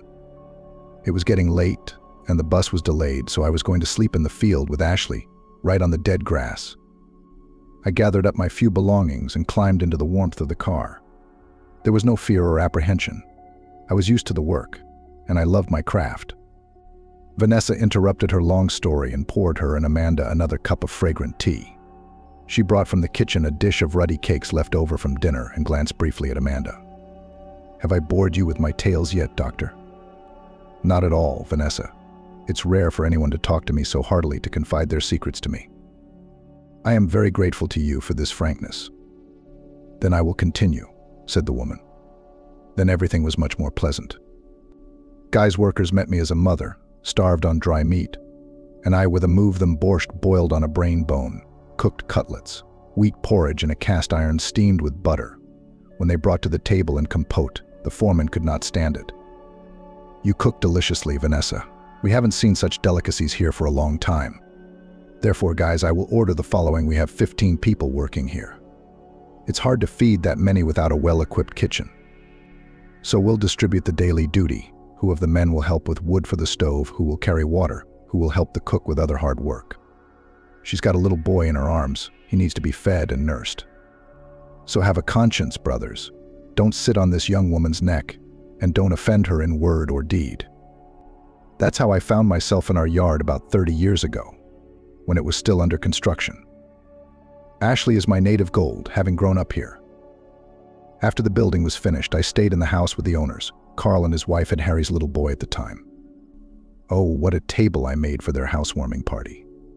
The guests could only wonder where he'd found such a cook. There were various people in the house, high-ranking and with connections. Many times they tried to lure me to other houses. How could they do such a thing? An angel of goodness from heaven appeared to me one autumn evening at a bus stop, and I'd betray him when others beckoned. Elizabeth was born to me, her nannies and carers, and Carl made me head of the house and promoted me to housekeeper. Everyone here has become dear to me. Even that empty Gabriella with her dreams of hunting Carl's son doesn't seem like an enemy. That's my story for you, Amanda. Maybe it will help you in your work. Amanda went to her room pensive. She used to trust the notion that the rich were stingy with their souls. In Carl's house, she saw a different world, full of warmth, respect, and a willingness to help each other through the difficult realities of life. Her fervent conviction to do everything she could to make Elizabeth feel at least a little better became even stronger in her mind. From the next day, she increased the therapeutic load for the girl, insisted on the return of massage procedures, deciding that they were not harmful to the body, broken by the disease, and on the contrary, contribute to its tone. Elizabeth was still unresponsive to the change in regime. Only the appearance of Timothy's shaggy puppy seemed to revitalize her face a little. Amanda didn't give up. She wheeled her pram around the park and sat Elizabeth down to watch Ashley's dog. He took the assignment seriously. Little Tim already knew the commands sit, down, place, come, walk. In the house, the Newfoundland recognized only 2 people as masters: Elizabeth, at whose feet he spent all his free time, and Ashley, who fed and brought him up. The days were running by, and the winter holidays, New Year's Eve and Christmas, everyone's favorite, were approaching. Amanda, Gaby, and Vanessa were happy to decorate the already pretty house with fir tree arrangements, colorful wreaths, and sculptures of fairy tale characters. Ashley installed artificial Christmas trees in all the rooms, richly decorated with expensive toys. Everyone was in a pre-holiday mood. 3 days before New Year's Eve, Amanda received an unexpected phone call from her only close friend. "Amanda, you're going to fall over. I have big news. I'm getting hastily married and moving to Florida with my lover. He's a military engineer. We're going to live near the Cape Canaveral spaceport." Amanda was instantly sad. With Olivia, they were like sisters almost, since the orphanage together always supported each other, and now they were going to be separated. Meanwhile, her friend continued to chatter into the phone. On the 30th of December, I have a farewell bachelorette party in a nightclub. On the 2nd of January, we have a one-way flight. No cancellations. Amanda, I've prepared a present for you for the road. I've made an evening dress. It's amazing. It's not worthy of your beauty, but it'll set it off beautifully. If Olivia could see me now, she would die laughing, thought the nurse. Recently, she had overheard Gaby's remarks about her. The maid gave her a scornful look after dinner and summarized. Our therapist is a moth-pale mouse gray. How only the earth bears such shapeless, faceless women. They're worthless, and men probably avoid such a scarecrow a mile away. Amanda promised Olivia to call back by nightfall and went to Elizabeth's room. The girl, after a hearty dinner, a walk before, was already fast asleep, sprawled out on the soft pillows. After adjusting the blanket, she slipped out into the corridor. The conversation with Carl was not going to be easy. At her timid knock on the door of the study, the owner responded at once. "Come in. I've just finished going through the evening's papers." "Is something the matter?" "I had an emergency." She outlined the situation in a nutshell, but I'll accept whatever you decide. "The fact is, someone close to me is going away for a long time. We won't get a chance to see each other if I can't make it to my friend's appointment." "I'm not a warden in prison or a cousin in the zone to keep you locked up, Amanda. You've been in our house for a month and a half without leave." "Elizabeth is doing well, if not brilliantly, without a hint of deterioration. I am pleased with your initiatives, methods, and practical experiments. None of them have been detrimental to my sick daughter. Be sure to go to the city. I'll give you 24 hours. On the 31st of December, after 8 p.m., you must return to these walls." Amanda didn't leave his office. She flew out on wings. Vanessa was in the kitchen, and the released nurse couldn't help but share her news with her. "I'm ugly," Amanda said, "but everyone wants a bit of colorful holiday. And when I get to see my Olivia again." "You're ugly?" She smiled back at the cook. "Save the fairy tales for others, my dear. All your masquerades won't fool me, a clever old lady who has lived in this world. I've long guessed that you hide your beauty under a dull image, wearing glasses. Don't you worry, this secret stays between us. If you're doing this, you must have a good reason. Your profession doesn't get in the way of all this cross-dressing, and my business is my business."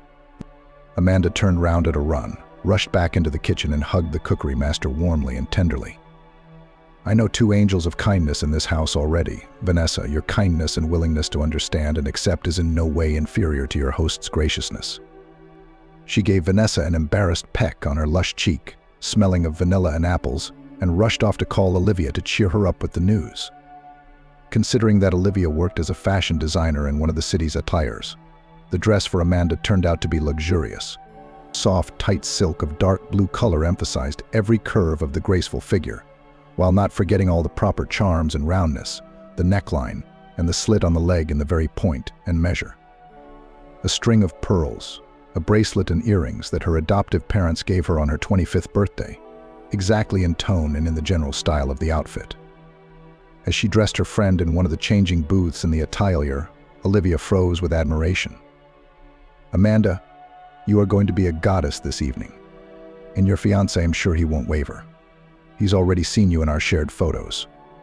But the rest of the male sex will be at your feet, you'll see." "Oh, I'd rather stay away from all these signs of intrusive male attention." Amanda replied bitterly, "I've had enough sad experiences in this area. It seems to me that decent, if not knights, at least adequate gentlemen are no longer in this world. I have only come across representatives who managed to disappoint me for a long time. I'm going home to my flat to fix my hair and nails and stuff. I'll meet you at the club tonight." The place called Big City Lights met Amanda, who arrived by taxi with a stunningly colorful appearance. Dressed up fir trees and pine trees, colored lights and tinsel shining in their light, the crowd dressed to the hilt. Her favorite friend Olivia was wrong. There were many real beauties on the dance floor, at the tables, at the bar, worthy to become the prima donnas of this evening and the coming night. On the eve of the new year, it seemed that everyone tried not to hit in the dirt face. The audience was already relaxed by the fountain of hot drinks. Amanda breathed a sigh of relief.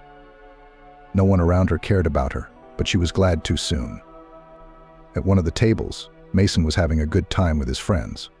Her first and only man. At the sight of Amanda relaxed and chatting serenely with Olivia and the rest of the girls, a greedy gleam lit up in the man's eyes. And that girl just got even more beautiful. I shouldn't have let that bird out of the love cage back then. Such a friend next to me will make the image of any successful man, he thought to himself, lewdly grinning. Today again I will get her into bed. Deciding to give his victim at least one drink to make her more agreeable, Mason returned to his company, but kept Amanda in his sights. After about an hour, Mason ran out of patience. He decided to go and teach the wayward babe a lesson by humiliating her in front of her friends. Amanda suddenly appeared behind him with a banal greeting. I see what people are like without a bodyguard. Do you want me to protect your gorgeous body from the claims of other men? Amanda jerked away from Mason in surprise. But she didn't want to spoil Olivia's wonderful evening, so she quickly got up from the table and led Mason away from the bar. What do you want? You and I dotted all the I's and T's a long time ago. Go back to whoever you're spending the night with and leave me alone. But it wasn't so easy to stop the smarmy bastard. He wasn't about to give up his intentions to sleep with such a lovely woman again. Come on, Amanda. Let's have a nice glass of red wine to this chance encounter and part as friends. I didn't mean to piss you off. I just thought you might have something to remember from the pages of our brief affair. The woman prudently decided not to make a scandal because of casual circumstances and obediently followed the man. At the counter, Mason ordered 2 glasses of some expensive grape wine and from an overseas collection, generously bought a chocolate bar and nuts sprinkled with sugar. He put his arm round Amanda's waist. The man's calculation was trivial, that now his old acquaintance would get drunk and become more docile, but he was wrong. Amanda drained her wine glass without even tasting it and looked boldly into her ex-lover's eyes. Am I free of you now? Is the ritual honored? Mason was not accustomed to such behavior of ladies. He had never been refused, so he began to whisper in her ear. This is not the end of our New Year's Eve date, my dear. Don't get your hopes up. I'm going to rent a private office, and you're going to be gentle with me. I remember everything, my lovely. Here we go again. Amanda thought with annoyance. Why is it that when a man is around, all his desires are always reduced to one thing? She looked around helplessly. There was no one around except a young man calmly sipping whiskey at the counter. And their eyes met. And what did the stranger read? But he slid valiantly off the bar stool and approached them. This woman is here with me. I only stepped away from the table for a short while, and you, young man, immediately took advantage of my absence. Mason's eyes widened in surprise. What kind of businessman are you? Where did you come from? Amanda remembered the rest of it as if in a nightmare. The man who'd come to her rescue had lifted Mason off the floor like a feather and given him a solid slap on the wrist. But the bitchy, temper tantrum-hardened man didn't calm down. Before retreating from the battlefield, he grabbed his unfinished glass of red wine and splashed the brightly colored liquid directly onto Amanda's dress. A huge maroon stain instantly spread across the silk. The woman turned pale, and her unexpected knight grabbed her by the arm and dragged her to the bathroom. On the way, he said something about washing the cloth quickly. Then there would be no trace left. Amanda was worried about something else entirely. No one had ever stood up for her before in her life. Suddenly, on some impulse, she threw her arms around the man's neck and dragged him with her to the club's exit, stopping only for a moment at the cloakroom to retrieve his coat. I've got a car. I have an appointment here with an old friend, but he's running late. But Amanda didn't listen to him. As in a dream, she dragged the newly disembarked passengers along the cold autumn street to the car with checkers. She didn't care about propriety, about her ruined outfit, about the surprise of her companion who followed her obediently. There was only one single thought in her head. How good it is that I like to wear expensive silk linen. It won't be embarrassing. In her flat, where she had brought a random knight from the club. She pounced on the man like a tigress, like a ravenous march cat. And he didn't fight back. Everything that happened between them was like being in the Garden of Eden. The body sang, the soul rejoiced, the thoughts danced the can-can. How tired I am of being well-mannered and decent. Let it all be a one-time thing. I don't even know his name, though my casual lover is obviously handsome and not stupid. Of the latter, she was somehow sure, though they hadn't said a word to each other. In the morning, they fell asleep together without breaking their embrace, but Amanda woke up alone. Apart from the crumpled bed and a pillow that still smelled of a man's perfume. There was nothing in her flat that reminded her of the night before. She brewed coffee, pulled out her shoebox stash to buy Christmas presents for everyone in Carl's house. She was beginning to think of all these people as family. And the night, what could she do about it? That it had come to an end. All New Year's Eve magic comes to an end at some point. Gone was Father Christmas, having rid her of the vile mason. It's just a pity she didn't even feed the stranger breakfast, though the fridge is empty, and there's no bread, not even a slice. But she can make delicious pancakes. Okay, flour, sugar, vanilla, milk. There's a block of frozen butter in the freezer. But dream away. She needs to get back to her chores. Amanda went back to her fancy dress of a simpleton fool, packed her bag and rang Andrew. Carl's driver had promised to take her shopping for presents and get her back to the manor by the appointed time. Amanda suddenly thought that the man she had spent this magical night with was also an angel of goodness and protection, at least for her personally. Her mood was twofold: sadness at the separation and something unfulfilled, and joy that such fireworks had happened in her rather bland life. At Carl's house, she and Andrew were there at 8 p.m. sharp, like clockwork. On the doorstep, Amanda was held up by Ashley and Tim. The gardener, embarrassed, handed her a bouquet made of spruce paws with pine cones and boughs of glittery sprinkles. Gabriella appeared on the porch, painted today, apparently in honor of New Year's Eve, in all the colors of the rainbow. Colored mascara, eyeliner, shadow, blush, lipstick. Strangely, with the maid's naturally good looks, it didn't even spoil her. Why, Ashley, you've been flaunting your attentions all over the place, and you said you loved me to the grave. Are your feelings, she misspelled the word, faded already? Have you switched to our doctor? The modest, quiet, ordinary gardener suddenly decided to fight back. I haven't had time to give you my simple gift yet, but don't touch Amanda. Don't you dare even speak to her in a disrespectful manner. You're not worth a fingernail. Gabriella gave Ashley a scornful glance and sang back. Shut up already, you gardening scarecrow. You're not the one I'm waiting here for. Harry should be here soon. The man's no match for you. Learn from him what a man with a capital letter looks and acts like.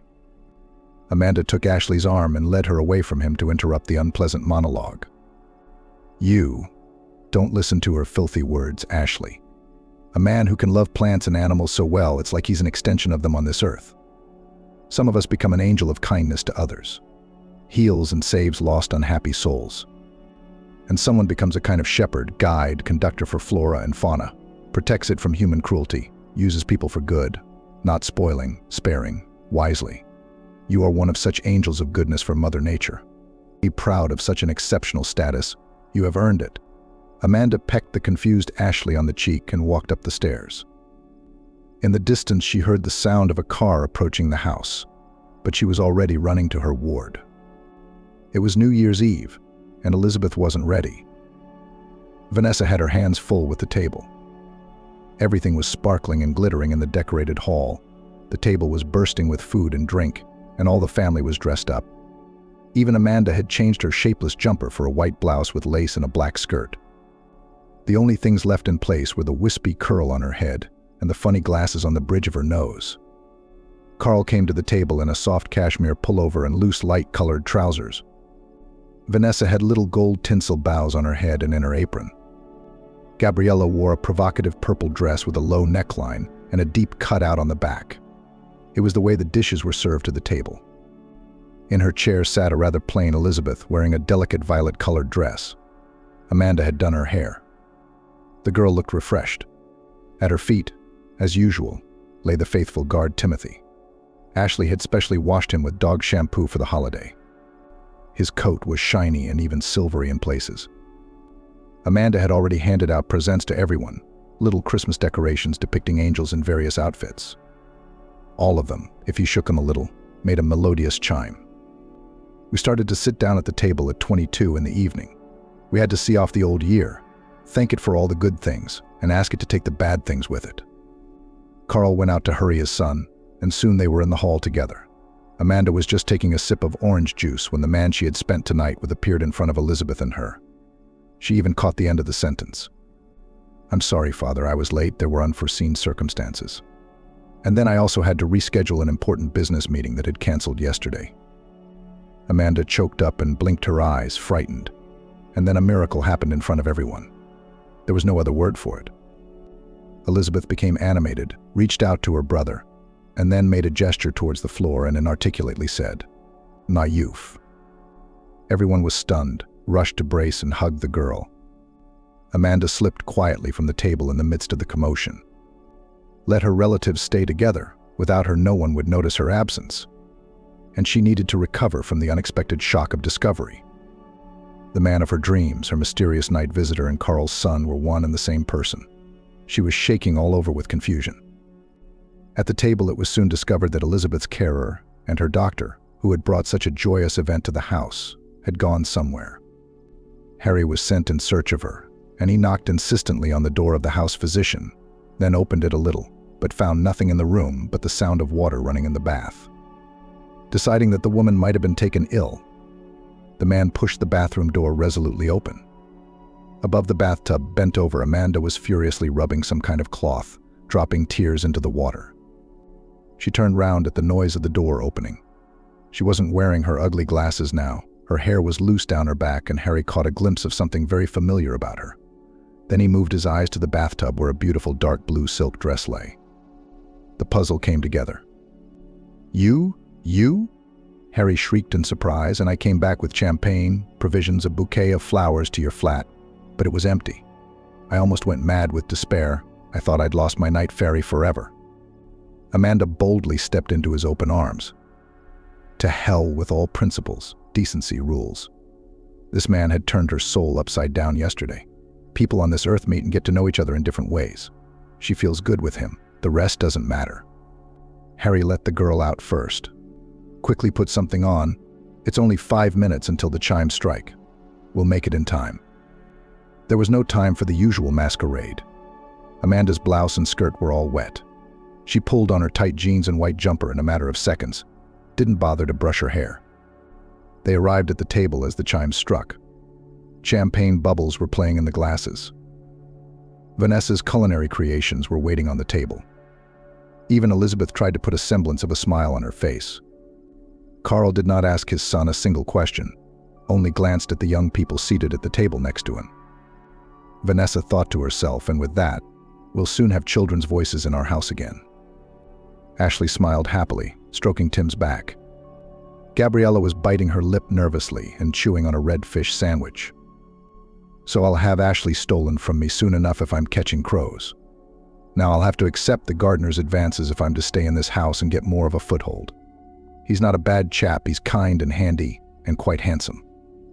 The New Year's Eve night was truly fairy tale and magical, just as it should have been. Everyone at the table was happy in his own way. The long-awaited winter holidays flew by in the midst of entertainment and rest. Only Amanda worked tirelessly with Elizabeth to consolidate her success. On his first day at work, Carl realized that he had relaxed too much over the weekend and decided to be home early. Quietly stepping on the soft carpeted walkway, he walked to the door of his daughter's room and witnessed Elizabeth's new victories. Nuff, Tima, Daddy, Harry, Vanessa, Ashley, Amanda, Gaby. Elizabeth dutifully repeated the syllables after Amanda. Carl rounded the corner of the corridor and cried. A panel appointed by Amanda's teacher 10 days later gave a reassuring summary: the disease had subsided. The process of cell and tissue destruction had slowed down. The remission period had already exceeded all known scientific limits. Carl, I told you Amanda is an excellent specialist. In our case, expecting a full recovery is a bit of a stretch. But your daughter has shown marked improvement in her general condition. She's starting to react to the outside world. Weakly, not much, but she's starting to talk again. You know, I was thinking, if the patient lives surrounded by angels of goodness, as my student characterized it to me, he has every chance to stay on this earth for some more time, and you will make him as happy as possible for her. I am sure of it. 6 months have passed. The plane leaving on the morning flight to Prague was delayed due to weather conditions. The cute young couple kept glancing at the electronic board and at each other. Harry, what if I hadn't gone to that ill-fated nightclub then? You would have seen me in the image of a monster and would not pay attention to me, asked the mum-to-be, with a rather noticeable rounded tummy. Come on. The man answered her, adjusting his wedding ring on his finger. I would have seen you through all your disguises. Your angelic soul, your ability to do good cannot be hidden. I'd fall for such radiant magic. The iron, monotonous voice of the announcer announced the boarding of their flight. The couple hugged each other and slowly walked towards the boarding point. We will finish all my business in Prague now. You will see this beautiful city and we will hurry to our home. Elizabeth, do you know what she gave me before we left? Harry, Amanda, Elizabeth, Tim is waiting. It's a puzzle. We can't let them all down. Without us, the circle of good angels would be incomplete.